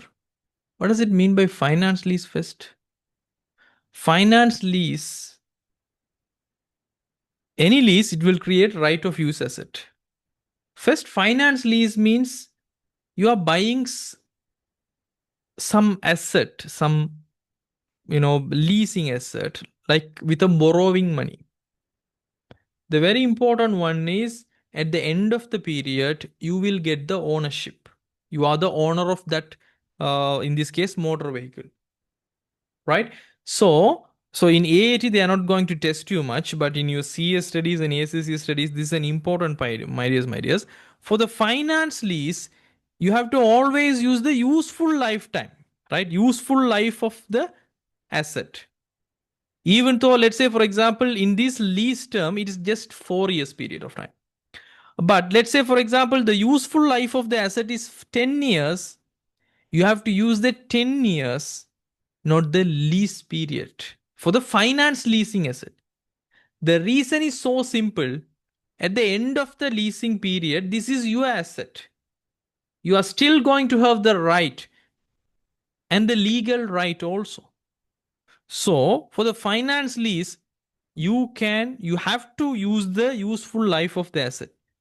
So in this case, the motor vehicle is having the 4 years, right? As well as the lease term is 4 years. So either you are knowing this or not knowing this, you are going to use the 4 years. But in cases, let's say the lease term is 4 years, but the motor vehicle, your accounting policy is, let's say, 5 years or 10 years. If it is a finance lease, you have to use the useful life of the property, because you are going to get the ownership at the end of the period. But since, let's say, for example, if it is an operating lease, you are not going to get the ownership. You have to provide that asset back to that particular lessor. In that case, always you have to use the lease period for your depreciation calculation, not the useful lifetime. I hope so I'm making sense to you. Right? This is SLFR 16 lease. Right? So now this question, on 1st April 2024, the company purchased a motor vehicle under a finance lease. It means you are going to get the ownership at the end of this leasing period. The fair value, it means the market value of the leased vehicle was 10,493,500 rupees. Right? This is the market value. And the lease term was 4 years. Annual lease installment is 2,776,000. Annual installments means you have to pay annually this value. And please remember, my dears, any loan or any lease facility, when you are making any installments, it's going to consist two parts. The first one is the loan repayment, your actual facility you are getting as well as the interest. So I want to make sure any installment mean, my dears, the installments means lease installments means the installment you are paying for your loan amount plus you are paying the interest, right? It will consist of these two parts, right? So 2,776,000 should be scheduled on 31st March of each year. So our first installment is payable at 31st March 2025 because they obtained first April 24. Implicit interest rate is 9 percentage per annum. So implicit interest rate means within this installment, the implicit is 9 percentage. We will calculate that one. The ownership of the motor vehicle will be transferred to the Ultra PLC at the end of the lease term. They don't need to mention this since it is a finance lease, definitely. A down payment of rupees 1.5 million may. Down payment means, right, this is a 10.4 million something value of the motor vehicle. So we are going to pay as a company the initial payment 1.5 million at the commencement of the lease, and the first lease installment of rupees 2,776,000 paid on 31st March 2025. It means in the 1st April 2024, 10.4 million something worth of asset, we are paying 1.5 million. So the balance amount is the leasing facility you are going to obtain from that leasing company. That's your opening liability, no? Right? And the first installment actually paid on 31st March 2025 and have been recorded in the lease rental paid account. Other than that, no entries were made in the books of account in this regard. Let's see the lease rental paid account. How much they have recorded. Where it is? Here. The lease rental paid is 4,276. But they are mentioning only they have paid this 2 million 7 lakh 76,000. So what is the other one? That's a down payment, no? 1.5 million plus 2,776,000. If you add that one, right? 1,500, right? If we add that 1,500 plus 2,760, I can add manually. Yes, it's 4,276. So these 4,276, they have created a separate lease rental paid account, and they are keeping the initial down payment they made as well as the first installment. But is it a correct way? Is this how SLFR 16 is, giving the instruction? No. SLFR 16 says any leases, right, specifically finance leases, at the commencement date, right, the commencement date is 1st April 2024 in this particular question, right? At that commencement date, the lessee should recognize the right of use asset because we are the lessee, we are obtaining the leasing facilities, we are not the leasing company. So we have to recognize the right of use asset as well as our lease liability, right? At the commencement date, how much the liability we are taking.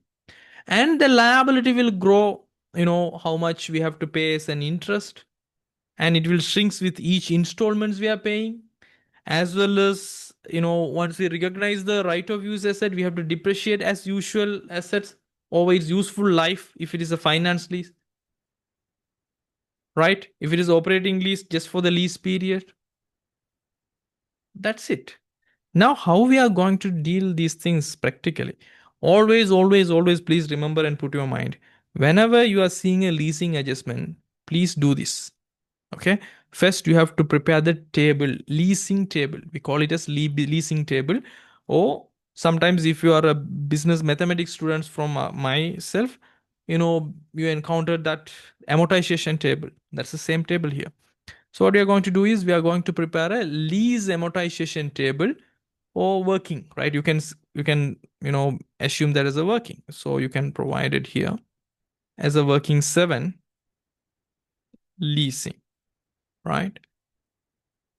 So what you have to do is for years, how many years we are going to take the lease, what our opening liability, and we have to calculate the interest, and that interest percentage they are mentioning is 9% per annum. So it's an interest. It will increase the liability. For this interest and opening liability, we will pay installments. Right? Once we paid the installment, you will have your closing liability. We call it a CL. Right? So this is actually will go to 1, 2, 3, 4 years. 4 years period. But we need this only two line. Right? We don't need the entire line. So now, my dears, the opening liability means the liability at 1st April 2024 for this question. How much liability we are going to have? In this question, this is the fair value, 10,493,500. And at that date, you are making the down payment 1.5 million. Right? So, your initial liabilities, after you making the down payment, you are going to take the leasing facility. You don't need the facility for the 1.5 million you are having at your hand, right? You are having that money at your hand at 1st April 24 and you are paying as a down payment at the date of the commencement of the lease. So you don't need the leasing facility or loan facility for that amount. So from this 10,493,500, okay, from this number, right, you don't need the facility for the entire amount. So what you are going to do, we are going to remove this 1.5 million, right? So then this is going to be our opening liability. So 8,993,500 is only the amount we need the leasing facility. Finance facility we need it. Otherwise we don't need, right? That is our opening liability as at 1st April 2024. Now 9% interest means for this facility or this loan we are obtaining, you have to calculate the 9%, that is 0.09. If you multiply that, so your liability is this. At the end of the 12 months period, this is going to be your interest amount, and you are going to pay the same installment amounts. That amount is going to be 2,776,000. So this is the amount we are going to pay. So it will reduce our opening liability and interest. And so this is your opening liability. The interest will increase the liability. So you are paying for your loan, for your interest, this amount. So your closing liability will be this. Right? So the first year's closing liability will be the second year's opening liability. And again, you have to calculate 9% for this opening liability. So you will have this one. And the same installment will be there in the second. And your loan lease liability at the closing is 4,883,337. And you have to remember, my dears, the first line closing liability will give you the total liability you have to pay, total leasing liability. And the second line will give you the non-current liability of the lease. Why? Because the first line will give you the amount after you paid your first installment at 31st March 2025. Your total lease liability for the next 3 years is 7,026,915. But from that 31st March 2025, you passed exactly 1 year. Even after 1 year passed, you are still having this 4,883,000. Means it's purely non-current liability. So what about our current liability? Our current liability is from this total liability. If you take away the non-current liability, automatically you will have the current liability, no? Because it's a basic mathematics. Why? Because total liability is equal to current liability plus non-current liability. So if you know the total liability, if you take away the non-current liabilities, automatically you will end up with the current liability. Right? So there's two lines you need it, right? So for the leasing, my dears, always please remember these are the checklist, right? First one is how much your right of use asset in your SOFP you are recognizing, right? Did you calculate it and include it in the movement or not? First things. And your lease liabilities, right? Your use liabilities, you have to split into current liabilities, comma, non-current liabilities. You have to make sure. And for the lease interest only, it will hit the P&L. How much? Right? As well as your annual depreciation. So these are the four things, my dears, you have to make sure in any leasing thing. Right? So now, in our first year, from 1st April 2024 to 31st March 2025, this is the interest. Whether we paid or not, this is the incurred expense as an lease interest. So lease interest in the P&L should be this amount. Okay. And for the annual depreciation, the depreciation is usual cost, right? It's a straight line method. If it is a straight line method, cost divided by, since it is a finance lease, we have to use the useful life. So the cost incurred for us, not the opening liability. It is the 100% of the cost, right? How much the cost it is incurred? The fair value is 10,493,500. Okay. So you have to take that amount, and the useful life and the lease period is 4. So if you divide this number, the annual depreciation is going to be 2,623,375. Since this lease commenced on 1st April 24, we don't need to split since it is a full year used asset, right? So this is an annual lease. So no need to split into 12 and multiply it by 3 or 4 months. No need. And the lease liabilities already we have splitted. The current liability is 2,143,578. Non-current liability is this. And the right of use asset at 31st March 2024 is absolutely from the cost take away the accumulated depreciation. So we will show that in our movement. So it will automatically include in the carrying value. So first we will do the needful for the ROU asset. So ROU asset we are including in the PPE movement. Since we don't have any ROU asset in the trial balance, see, stated capital, retained earnings, and other things are available, but there is no right of use asset at the 31st March 2025. It means there is nothing recorded. So there's no opening balance. So right of use asset, we can confidently say 0 at the beginning of the period. So it is an actual additions. So additions, how much?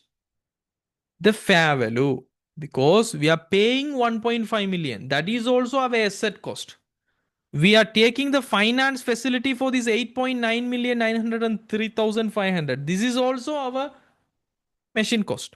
So both together, that is our fair value. No? So the fair value should be the initial recognition, right? So in the initial recognition, the addition should be this amount. That is this 10,493,500. So this is the addition. And there is no disposal for the lease asset. There is no revaluation for the lease asset. So there is no revaluation depreciation removal. So the balance also going to be same 10,493,500. So that's the right to use asset. And since it is a new asset, there is no opening balance for accumulated depreciation. And there is no disposal of any leased asset. There is no revaluation depreciation, right? So the annual depreciation easily we can calculate. For this 10,493,500, we have to divide by 4. Already we have done this here, right? And we have calculated this annual depreciation. So this is the value of our annual depreciation. So the accumulated depreciation balance for the right to use asset is 2 is 2,623,375. So the carrying value ultimately cost take away the accumulated depreciation. So 7,870,125 is the carrying value of your right to use asset. So we are separately showing that here. So the right of use asset is actually this amount is the carrying value. You got it? So in your checklist, ROU asset, it's done. We have recognized correctly. Now the lease liabilities we have to split into current liabilities and uncurrent liabilities. We have already done. So we have to show that as lease liabilities, current liabilities. So lease liability will be in the current as well as in non-current. And please make sure one more understanding, my dears. Here, we never have anything called lease interest payable in our current liabilities or non-current liability. Why? Because our lease liability consisting of these, interest. It's consisting of these interest amounts. So already these balances are actually having these interest amounts, so we don't need to separately show the lease interest payable. It's actually having. So we call it as current lease liability and non-current lease liability. So under the non-current liabilities, we have to take this number as I mentioned earlier. This number. And current lease liability, we have calculated here. Okay. So in our checklist, it's done. And lease interest should be go to the P&L as a finance cost. So we have to go to the finance cost. And as per TB, how much they have provided to us? 11,500. Since it is not included the lease interest, 11,500. So the lease interest for this particular year, we have calculated this amount. Okay, it's here. And annual depreciation, since it's a motor vehicle are usually used for distribution purpose. So as per TB, distribution expenses already 42,100. So now right of use asset depreciation, this value, right? So that's done. Lease interest done. Annual depreciation done. So everything you have done for the lease. And you can see this should be zero, my dears. This should become zero. Which one? The lease rental paid. Because this 4,276, it's including the down payment.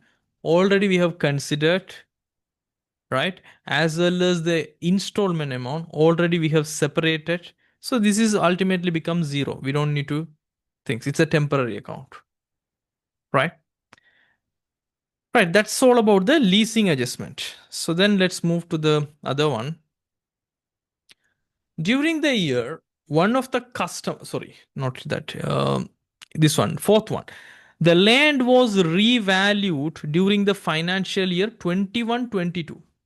So before 4 years, if I'm not mistaken, the land was revalued during the financial year and it was revalued again rupees 60 million on 31st March 2025 at the year end date by the company, but this was not recorded in the books of accounts.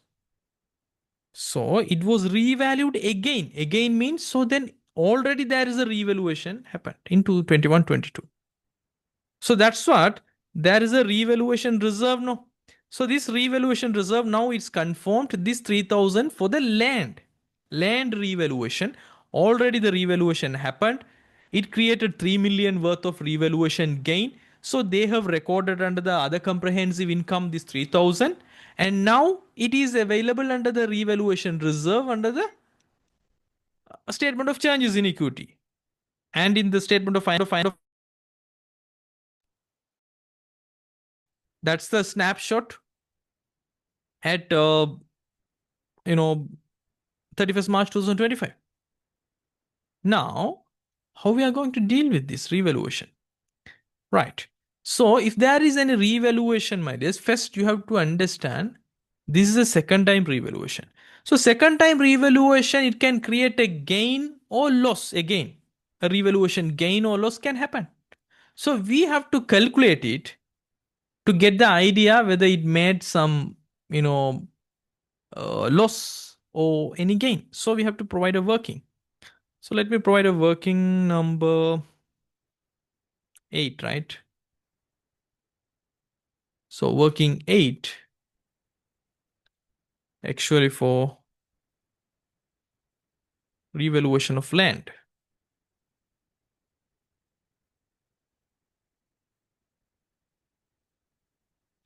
Right? So revaluation of land, when we are revaluing any item, how we are going to take the gain or loss? First, you have to compare two things, my dear. Right? The first one is what is your RV, the revalued amount, revaluation amount. And that revaluation amount should be compared or take away with a carrying value as at revaluation date, carrying value at revalue date. You know how to calculate the carrying value, right? Cost take away accumulated depreciation. Like how you have, calculate the disposal gain, sales proceed compared with the accounting worth, that is carrying value. Like that, the revalued amount should be compared with the carrying value. If it is generating a positive number, then it is a revaluation gain. Otherwise, it's a revaluation loss. Right? So this time they are mentioning the again to 60 million. So 60 million is the revaluation amount. Now the land is revalued at 60 million. Now for the land we never ever depreciate for the land because it's having unlimited useful lifetime. Land never get depreciated. So the accumulated depreciation definitely is going to hit zero. Then what's the cost? The cost of the land. We need that. Right? So the land was revalued during the financial year. Again, 31st March. This was not recorded in the books of accounts. Other than that, we have to know what is the cost of the land. Since land is not applicable with any annual depreciation, so this land amount, right? Land here at revalued amount, this is 58 million. But we need the carrying value. So not carrying value. So this 58 million, it's going to have the become the cost, right? The cost is this because property, plant and equipment at cost. So the land cost will become 58 million because land we never depreciate, right? So 58 million is the cost after the revaluation of the first time. So we can consider that as our carrying value. So otherwise you don't need to go for a cost takeaway thing. You can consider this is as a absolute carrying value directly given, right? 58 million. Since land never depreciate. Now you can know 60 million revaluation amount. It's already in the cost account as 58 million or carrying value 58 million. So 2 million is absolutely a revaluation gain. Okay. Since all revaluation gain, it should hit the OCI. Why? Because already it's having an revaluation gain. It's not created any revaluation loss, so we can, you know, set off the revaluation reserve already available. So it's still a revaluation gain. So we have to show it under the OCI section as a revaluation gain, right? So that's a 2 million.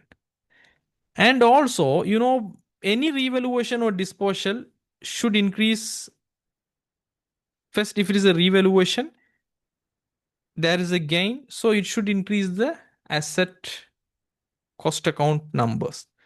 And since it is a land, we can't remove any accumulated depreciation and to get the accumulated depreciation account to zero, right? So revaluation gain only we have to record. So that 2 million should be considered under the OCI section. Go to the other comprehensive income section and you can mention this as a gain on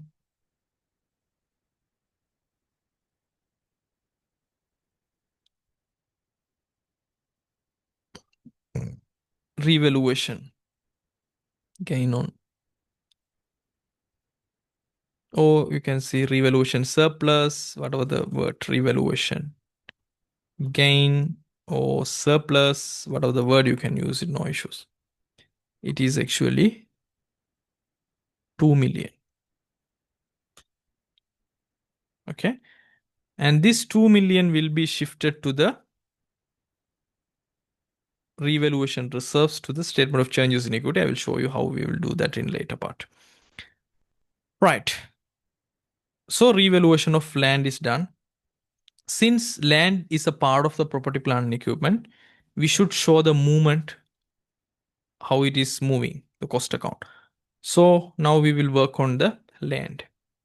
Land, my dear, now you know the balance should be at 31st March 2025.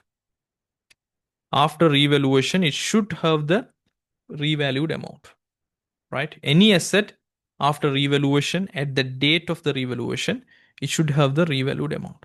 So for the land, it should be after the revaluation.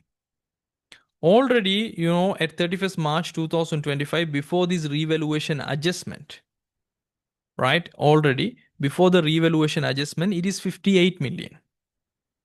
Now we know the revaluation gain is created 2 million. So 58 million, 2 million. So it should be 60 million now. So balance asset 31st March 2025 in the cost account should be 60 million. Okay. And since it is a land, we never depreciate. So we don't need to remove any revaluation depreciation. Zero. And we have a revaluation gain that is 2 million. So it should increase the opening balance. There is no disposal of land mentioned. There is no additionally land purchased. So 60 million should be the balance. 2 million is the revaluation gain. So the opening balance should be from the 60 million, we have to take away this 2 million. So 58 million is the opening balance. Don't assume the land 58 million is the opening balance. They never told you. This is a snapshot of 31st March 2025, but still they never recorded the revaluation gain. That's why it is in the additional information. So you have to reverse, right? From the ending balance purpose only you have to do, right? So 60 million should be there because 2 million gain created. Already 58 million is there in the snapshot of 31st March. So 60 million should be there. 2 million is the revaluation gain. So the opening balance should be 58 million. Then only it will show the movement. And since it is a land, there is no any opening or annual depreciation or any disposal removal, any revaluation depreciation because we never ever do the revaluation for land.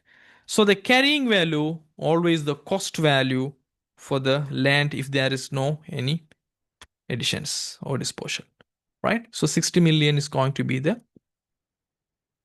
what I call carrying value, right? So now we have completed the land things and let's move.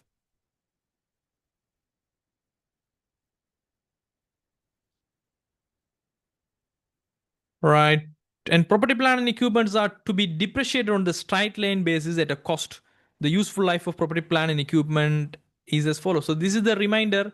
Please do the annual depreciation and charge the income statement in proper heading, right? That is the reminder when they are mentioning about the useful lifetime of the asset. So now we have to finish all the property, plant, and equipment movement. Already we have completed the land and right of use asset. Now we will work on the buildings. So for the building, my dears, you can see here, right? This fire damage is for the lorry. That is the motor vehicle category. And lease also for the motor vehicle category. And the revaluation for the land. There is nothing to do building. So building, there is no additions, there is no disposal, there is no revaluation. So the snapshot balance that shows at 31st March 2025 in cost account 36,000, it's actually the closing balance, right? Because we can consider this, there is no addition, zero, no disposal, zero, no revaluation gain, no revaluation depreciation removal, and 36 million is still there. So that should be the opening balance. That should be the opening balance for the building because nothing happened for the building. So cost accounting never changed, right? And for the accumulated depreciation, the beautiful part is they have mentioned specifically all the accumulated depreciation balances are here 1st April 24. We never ever do anything. That's a good news for us. So we don't need to reconcile the opening balances for the accumulated depreciation.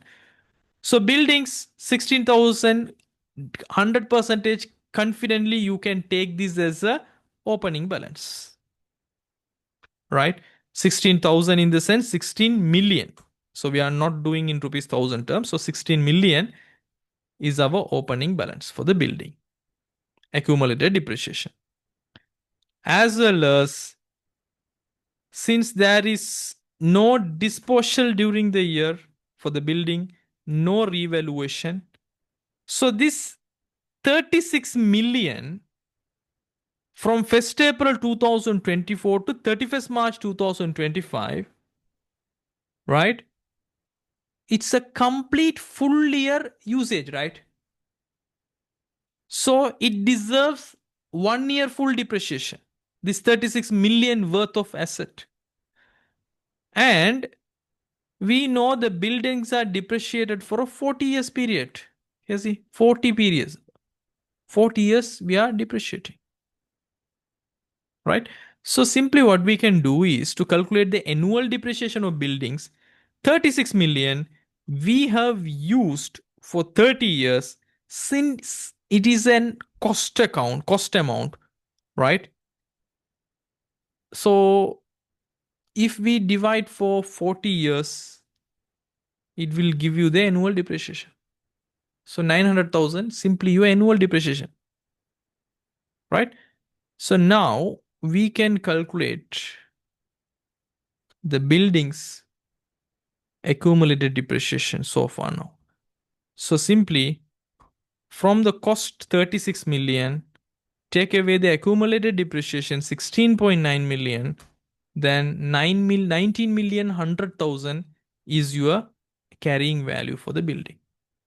And building annual depreciation, building is actually used for the office purpose.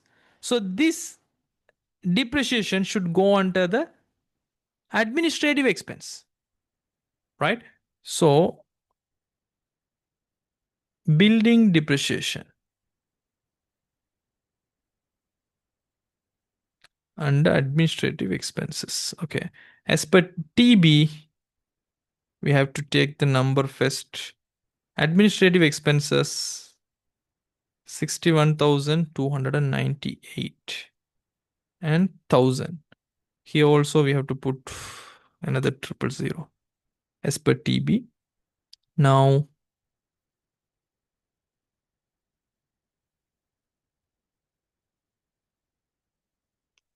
building depreciation.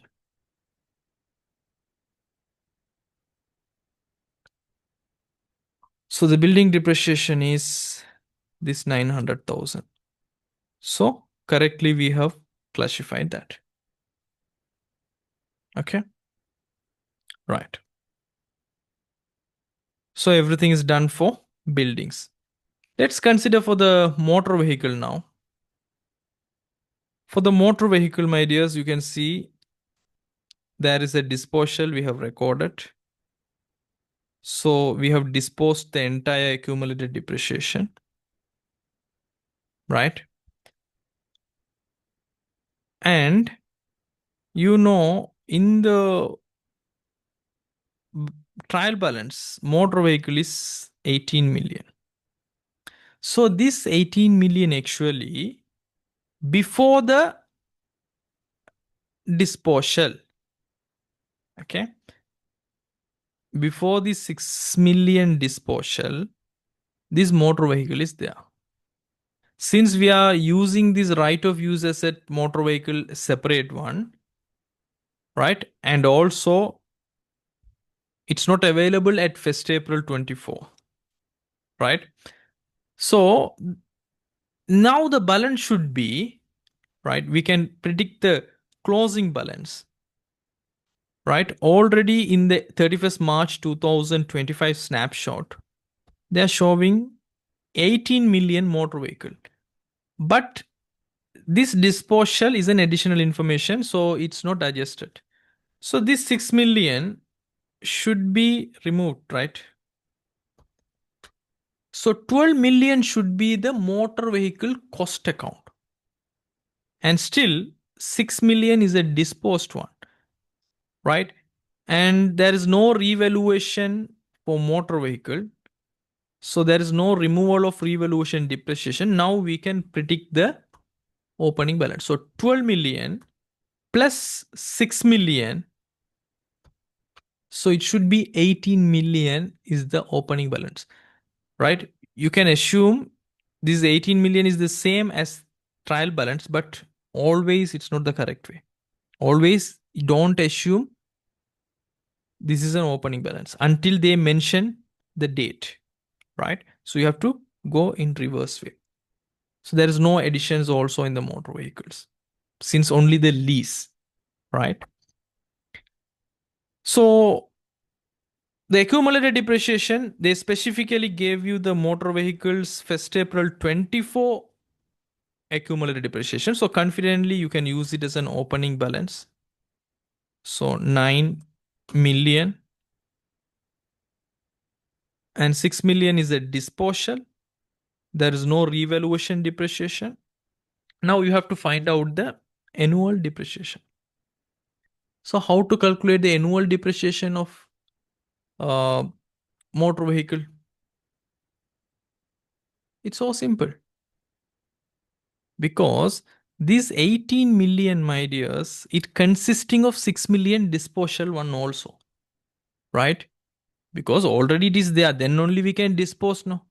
As well as this disposal happened, right? Fortunately, at let's say 31st March 2025, right? Yes, here. Yes, 31st March 2025. So once you used for the entire full year, then only you have disposed it. So this 18 million worth of motor vehicle, including this 6 million disposal, fully used for the entire period, entire year. So we can simply make depreciation calculation. So this 18 million motor vehicle, if for as per my memory, 4 years, right? So it's going to have you 4.5 million worth of annual depreciation. That's it. So then 7.5 million is going to be the balance asset 31st March 2025 for the motor vehicle accumulated depreciation. So then 12 million, take away 7.5 million, 4.5 million is the carrying value. And right to use asset already we have created.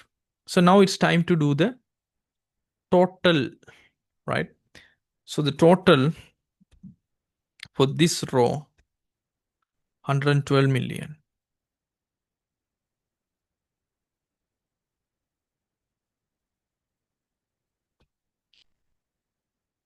118,493,500.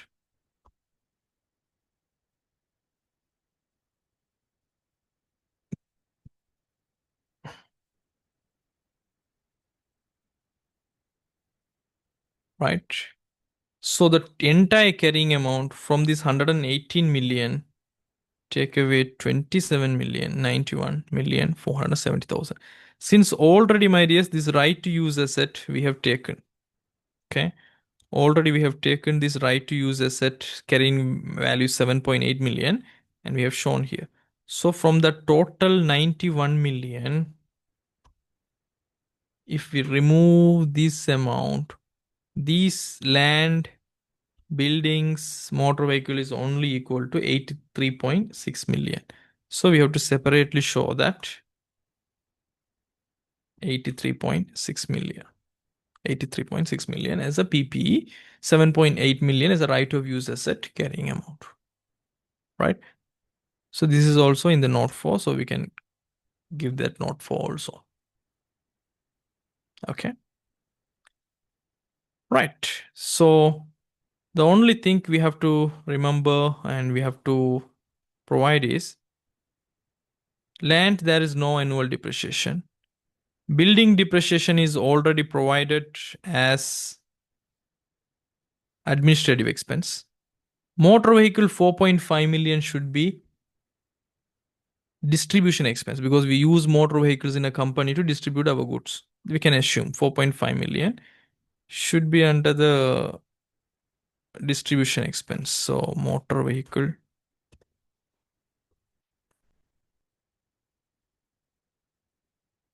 depreciation. Okay, it's 4.5 million here. So we have done with that. And right to use asset, already we have provided the distribution expense. So that's it. We have done with all the annual depreciation. Right? And adjustment 6. During the year, one of the customer who owed 3.5 million to the company was declared as a bankrupt. The amount in due became irrecoverable and has to be written off as a bad debt. You know about bad debt, right? Bad debt, the other name is recoverable debt. It is 100 percentage. We decided we never ever gonna get back this money from this customer. So directly we have to remove from our trade receivables and we have to show as an expense, recoverable debt expense. Ex, you know, but the only one condition is if you already provided any provision for this particular people, you have to remove from that provision, not directly hit the income statement. Otherwise, it will be double count, right? So the company has already, they have mentioned here, the company has already made a full provision in the books of accounts. So full provisions means already they know, right? Some amounts are irrecoverable, but they don't know from which particular customer. So they will do 10 percentage to the 5 percentage every year. So this particular amount 3.5 million also already included in that provision amount.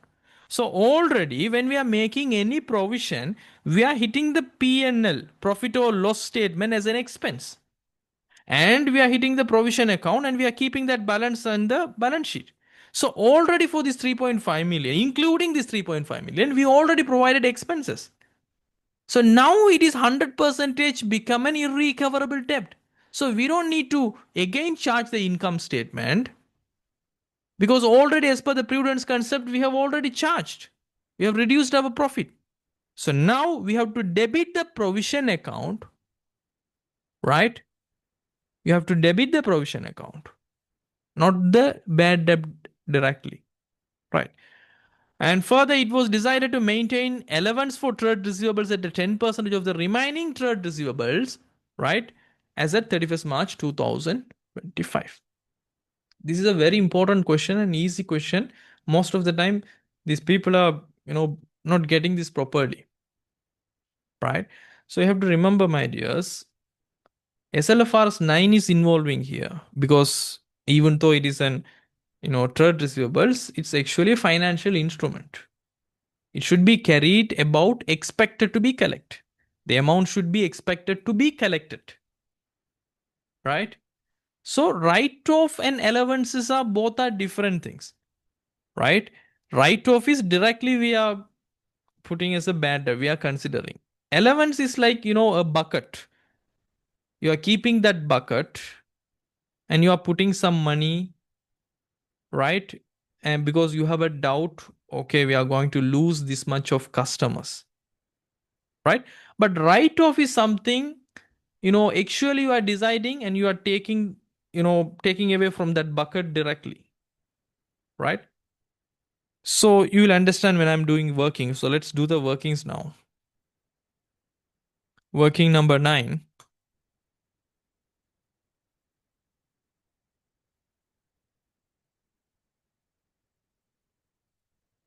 This is for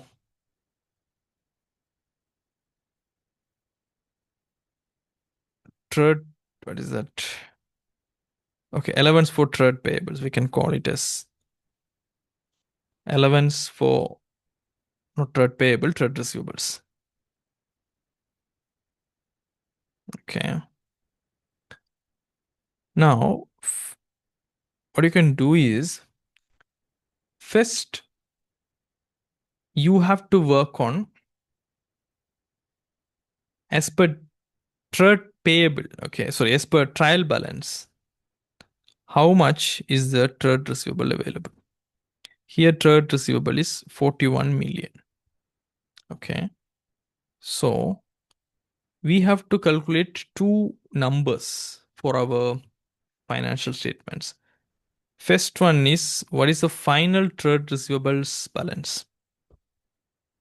And the other number is what's our allowance for receivables account number.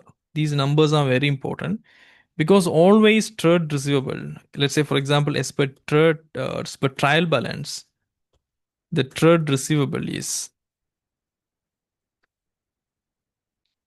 as per trial balance, this is 43 million. Okay, it's 43 million. Always we have to remove the provision asset 31st March 2025 balance.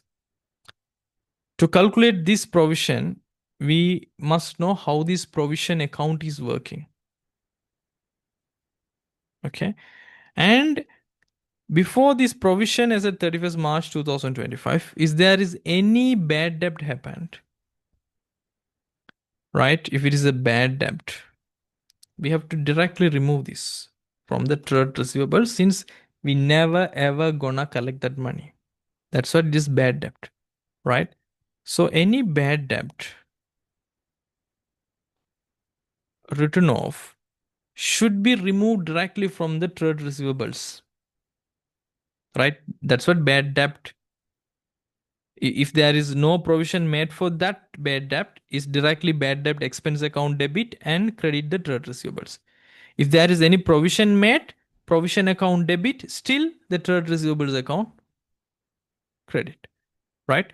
So for this bad debt, my dears, this happened 3.5 million, right? The amount is become irrecoverable and has to be written off as a bad debt. The company has already made the full provision in the books of accounts. Right? So from this balance 43 million, 3.5 million, we are not going to get back. Right? So we have to take away that. So we are going to have a number. We can still have a recoverable amount of 39.5 million. It means we can call it as recoverable trade receivables. Right? Or, we can call it as, okay, simply no need to mention anything. Right? This is the trade receivables after bad debt returns off. And now we need the provision. It means how much we are expecting. We are not going to collect from this 39.5 million, but we never know which one. which person is not going to give us money.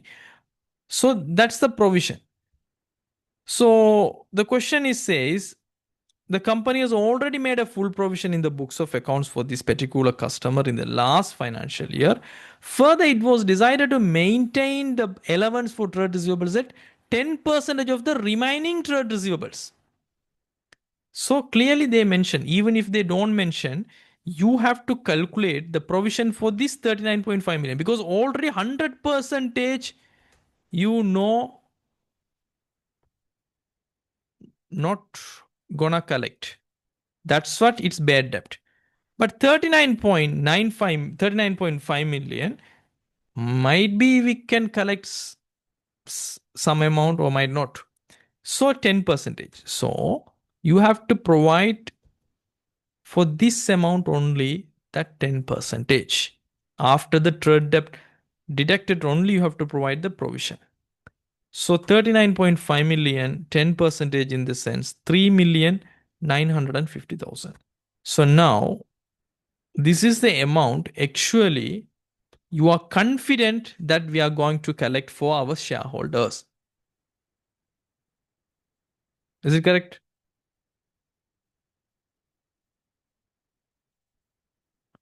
Uh, TB balance is wrong. Let's check.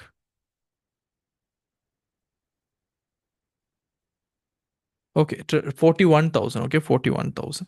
As per TB, not 43, it's 41. So 41 million as per TB. We never gonna collect 3.5 million. So 37.5 is there. Still, we have a 10 percentage doubt, 3.7 million. So for our shareholders, we are going to show this amount. Okay, this is the amount we are expecting, and you can also expect to collect. Right? So this is the trade receivable number we have to show. Right? So in the trade receivable, you have to show this number confidently. This is how it should be. Right? Now, allowance for receivable account, it's simple. It's like other allowance for any provision for warranty account, income tax provision, every account work like this, any provision account. So provision as at 1st April 2024. Okay, it's here. Allowance for trade receivables. Give me a second, students.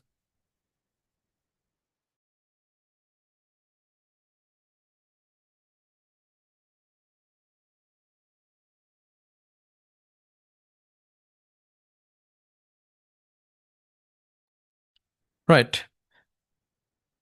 So allowance for trade receivables as at 1st April 24 is 4,200. It means 4.2 million. Okay.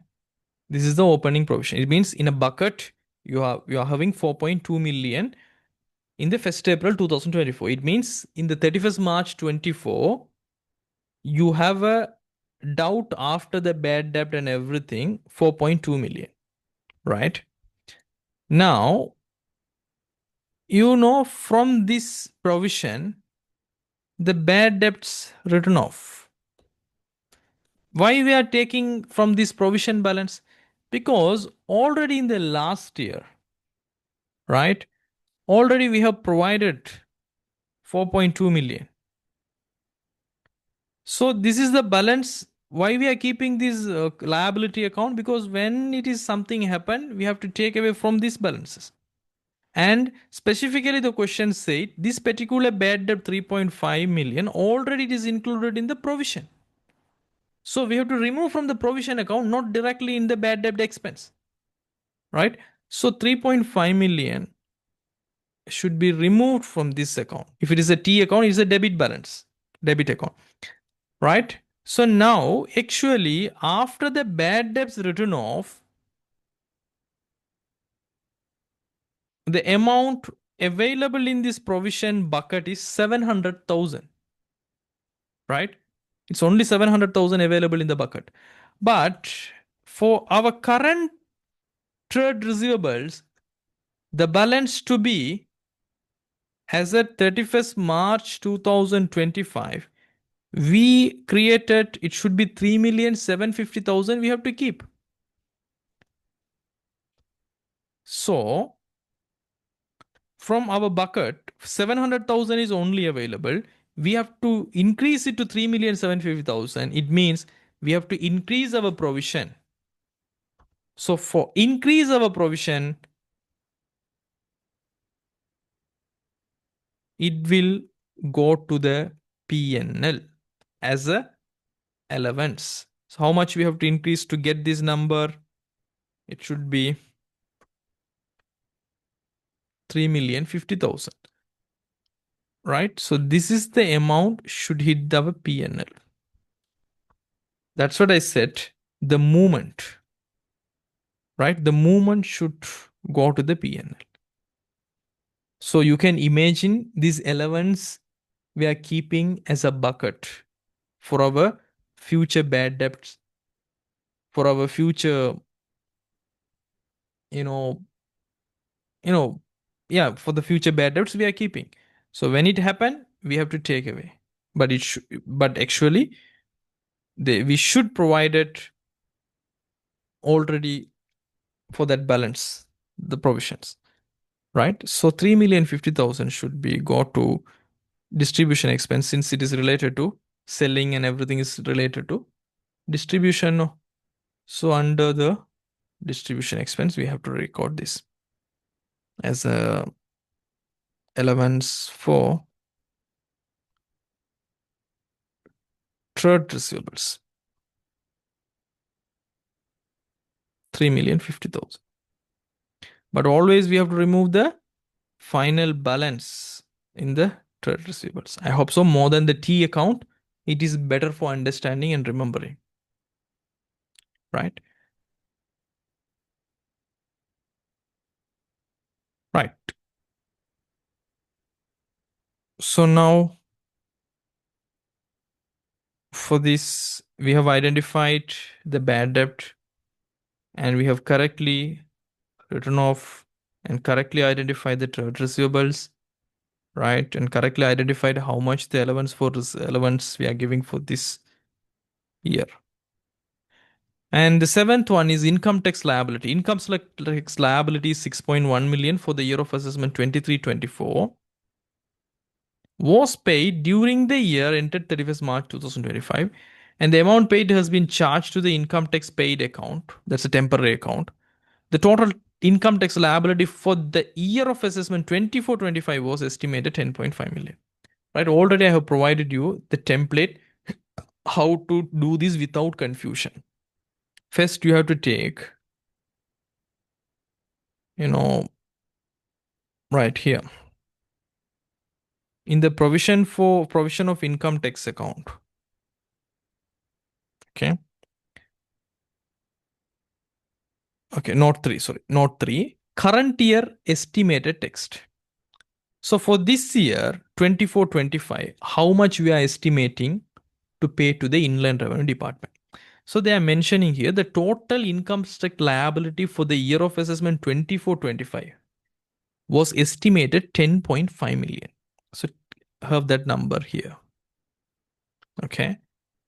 Then we need to calculate the under or over provision. For that, we have the working. What's the last year income tax paid for the last year of assessment? Right? Last year mean I'm mentioning the last year of assessment 23-24, right?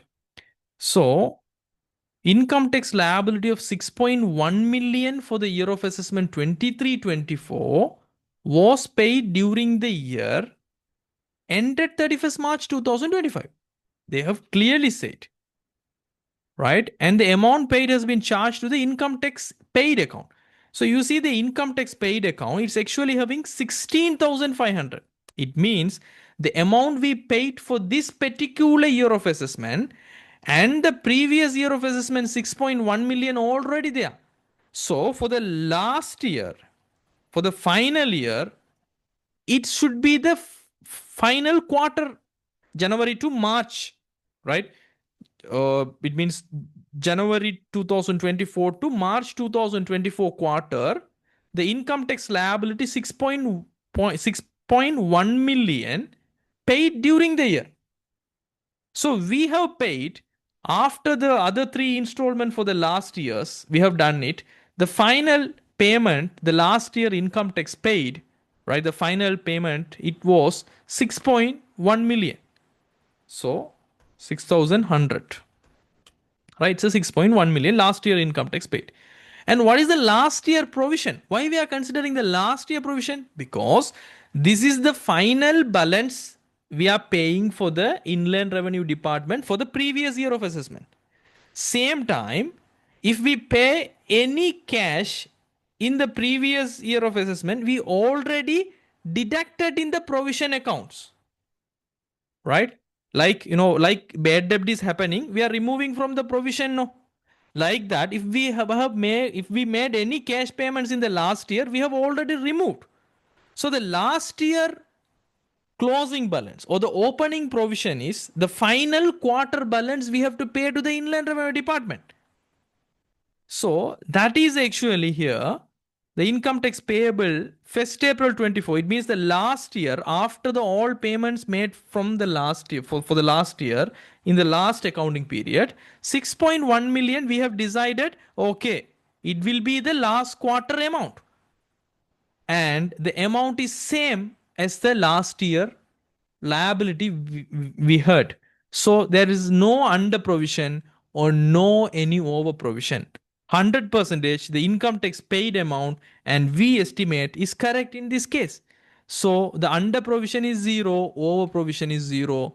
So the entire amount is going to be your income tax expense. You got it? So there is no under provision or over provision in this case. So this 10.5 million is going to be your income tax expense. Right?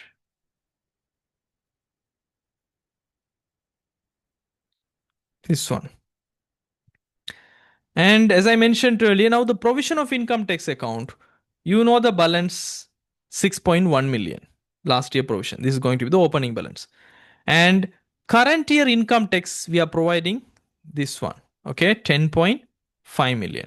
So current year after over or under provision, this is the 10.5 million is available here. And the income tax paid for the previous year and this year, everything 16,500. And now,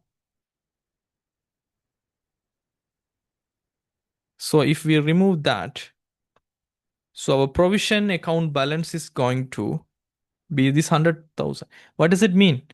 Right? We have paid in the income tax, right? This year, 3 quarters, and last year's payment. After that, for the next quarter, we are expecting to pay 100,000. So in the next accounting period, if we pay more than 100,000, it is going to be the under provision. If we pay 90,000, it's going to be the over provision. That's how it's going to work. So balance as at 31st March 2025 is 100,000. It is an actually, provision for income tax or income tax payable, whatever you can use it. No issues. So, and the current liability, provision for income tax or income tax payable. Sorry, we have to provide it in the second column. All numbers should be in the second column, okay? First column for the notes, no? Right. So the provision account.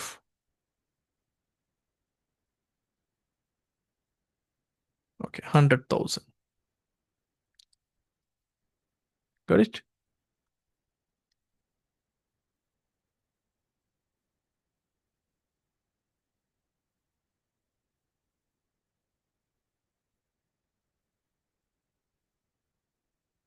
Everything is correct, right? Rupees 1,000 terms, correct.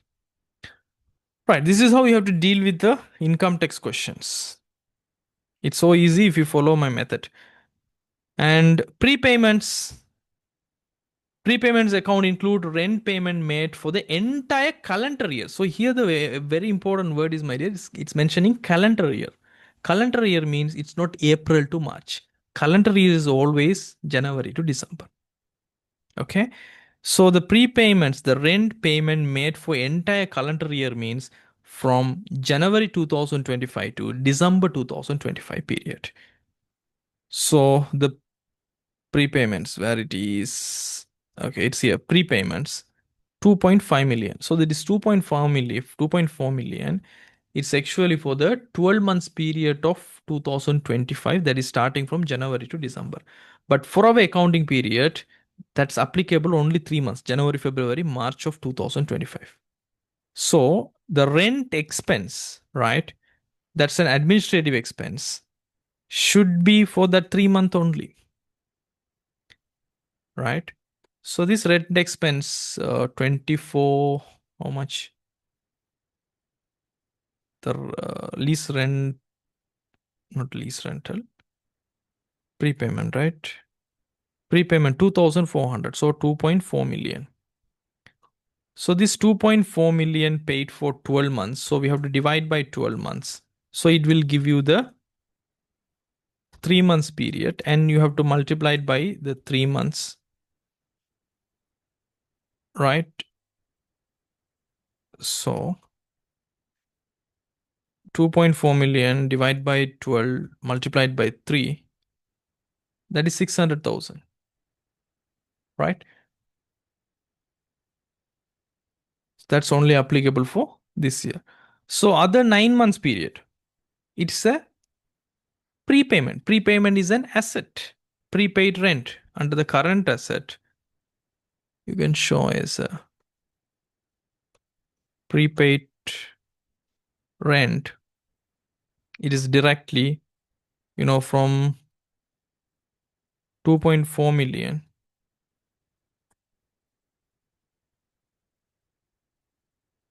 If you remove 600,000 as a current year expense, you paid 1.8 million as a prepayment. It's simple, no need of any working. So you have correctly identified your current asset. Correctly, you have provided the portion that is incurred in this accounting period, right? That's it. And the board of directors of the company approved the finance statement for issue on 31st May 2020. It's just a hint that this what do you call this, inventory sold on April, and the fire happened on, and the agreed to pay 2.5 million on 10th April. Everything is an adjusting event. So that's purpose. Now you have to take the other numbers directly from the trial balance, right? Just copy paste it. Stated capital is 100,000 ordinary shares, so 100 million. Stated capital is an item of statement of changes in equity. I think, oh, I forgot to provide you the template of statement of changes in equity, right? Let's do that. Right. This is a statement of changes in equity. When you are doing statement of changes in equity, you have to check the trial balance. What are the equity items available? Right here, stated capital, retained earnings, and revaluation reserves. 3 items, including the total. There will be 4 columns. So 4 columns we can prepare.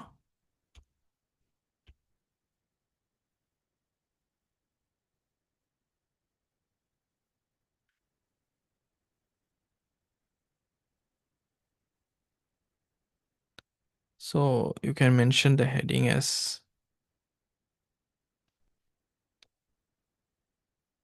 Ultra PLC.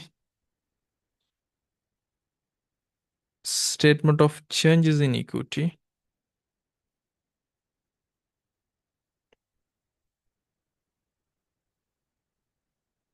For the year ended 31st March 2025.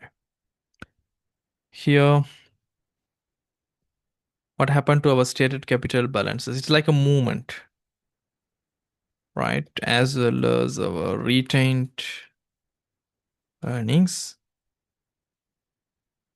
and revaluation reserves. It's all our equity items, how it's changing, and the total, right? So balance as at 1st April 2024. So the stated capital, 100 million. Actually, the 31st March 2025. So, okay, after all the adjustments, we will have balance asset 31st March 2025. Now, my dears, at the 31st March 2025, the snapshot is showing 100 million is the stated capital balance. And also, in any additional information, they never told us new shares issued. So, the balance is 100 million at 31st March 2025. So, since there's no new shares issues, so 100 million is actually the opening balance, right? And retained earnings, specifically, they mentioned this is the opening balance, 1st April 24. So confidently, we can take this as a opening balance, 31,500. It means 31.5 million, right? And revaluation reserve, they're mentioning 3 million, right? As well as any revaluation reserve is only this one, the land, okay? The land is only the revaluation, and it was not recorded in the books of account. So if we record, the final balance should be this 3 million plus 2 million, it should be 5 million, right?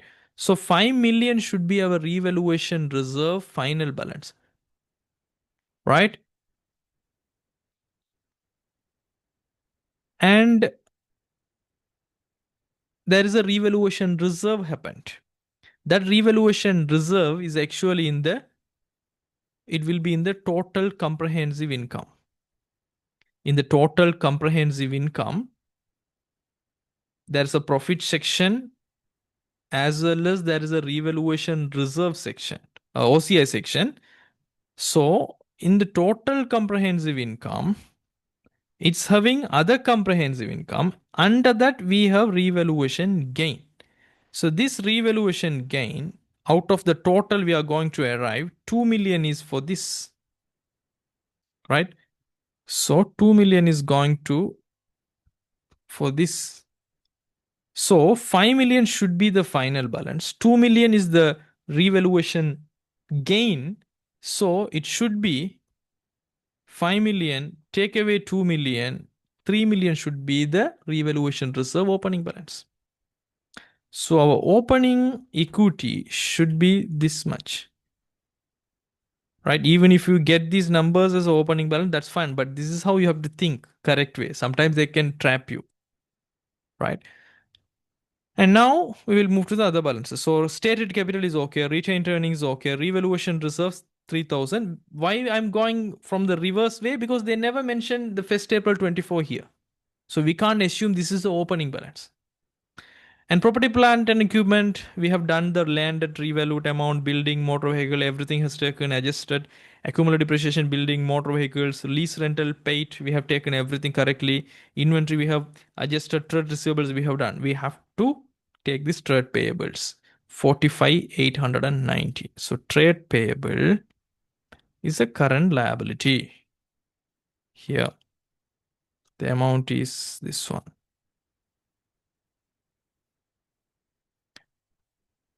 Right? So then cash in hand at banks. This is a current assets and there's no changes. 56.3 million.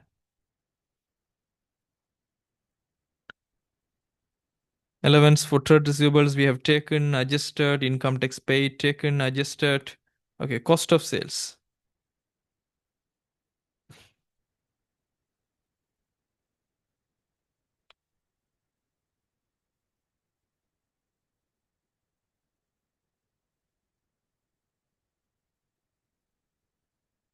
This is a cost of sales. And sales here, credit balance. So we can ultimately calculate the gross profit.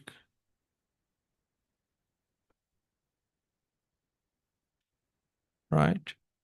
And income tax payable, it's a provision account correctly calculated. Administrative expenses taken care. Distribution, finance expenses, everything we have taken care in the trial balance. So now it's time to tally our accounts. Right. So let's finish our workings now. The other income is having only one item, so we can directly take this 2.5 million. And administrative expenses, we will close all the workings. Right. Administrative expenses is going to be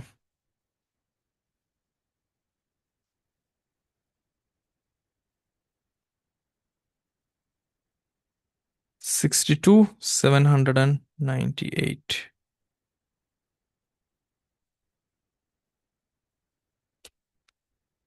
Right. And distribution expense, we'll take all the numbers.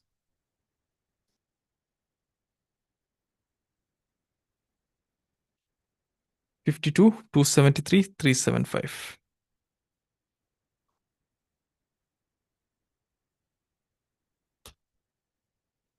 Right. Finance expense,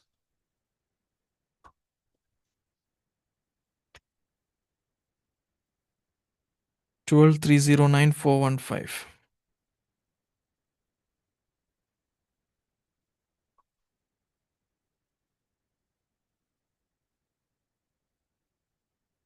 And other expenses, I think we have only one, right? Okay, 4.1 million only. So other expenses.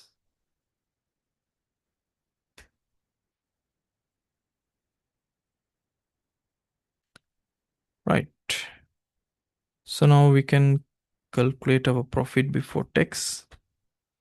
From the gross profit at other income, take away all the functional expenses. So 45,774,210. From that, if you take away the income tax expense we have provided for this year, it will be 35,274,210. Then that's the P&L section end. Another comprehensive income. So the total comprehensive income is including profit after tax and this revaluation. So this is going to be our total other comprehensive income. So how we are moving this total comprehensive income? This profit after tax only it will hit to the retained earnings. So retained earnings increase by this profit after tax amount. And this one is revaluation reserve. So 2 million is taken. So the total comprehensive income we have already moved to our equities telling here 37,274,210. Okay. And before we touch our financial position, we have to finish this, right? Otherwise, you can't get the equity numbers for financial position. So our retained earnings now, this one, there's no interim dividends or dividends involved in this question. So total equity is going to be 171,774,210. So in that case, let's put all the numbers. So stated capital, the final number is 100 million. And retained earnings now 66 million something. And we have to write the revaluation reserve.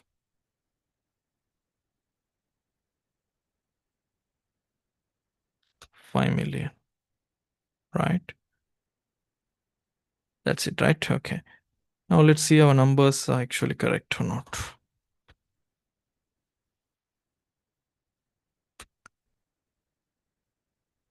So 222 million 2,20,125. It's our total assets. And total liabilities and equity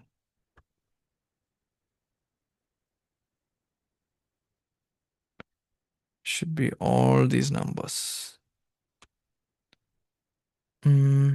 Something is missing.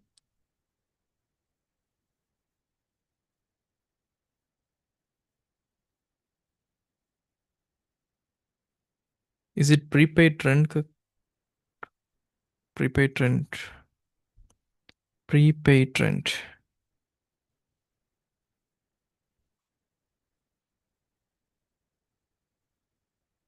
What happened?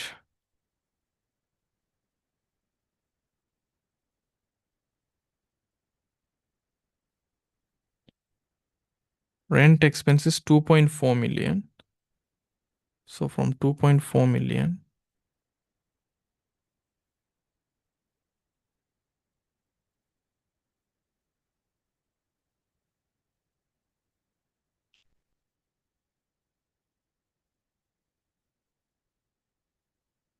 it's correct, right? So then what?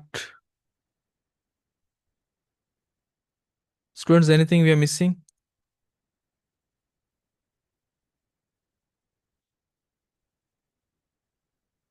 Right. Okay. We missed one thing, right? Something, this insurance. For the insurance, we have recorded the gain on the disposal, 2.5 million, and the insurance proceeds actually 2.5 million, but we never receive this insurance, right? We are going to receive this. So it should be the current asset. We have missed that one. Insurance receivable.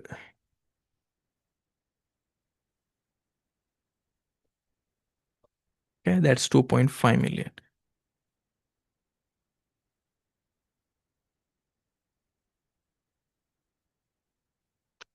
Right now, 2,24,7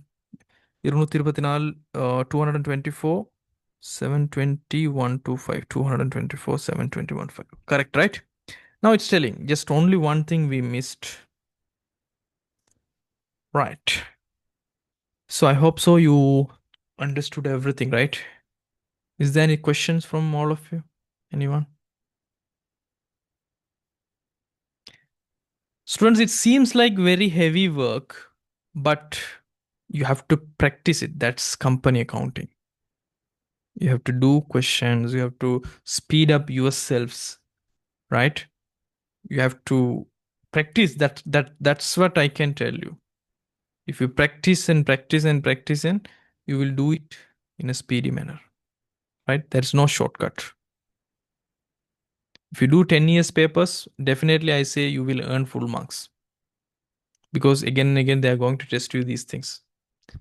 And still it's not harder like company accounting in A level papers. A level papers are much tougher, right? So that's what for today's session, my dears. These company accounting sessions, always it will take more time because I have to explain. But the next session, I will reduce my explanation, because we don't need to explain everything like LKS 2, this is what, because already it's done in accounting standards. And if I say one thing, if it is again repeating in the again another past paper, we don't need to keep much time for that, right? Okay, that's it for today's session. Let's see all of you in the next session. Have a great day. Thank you. Bye. See you.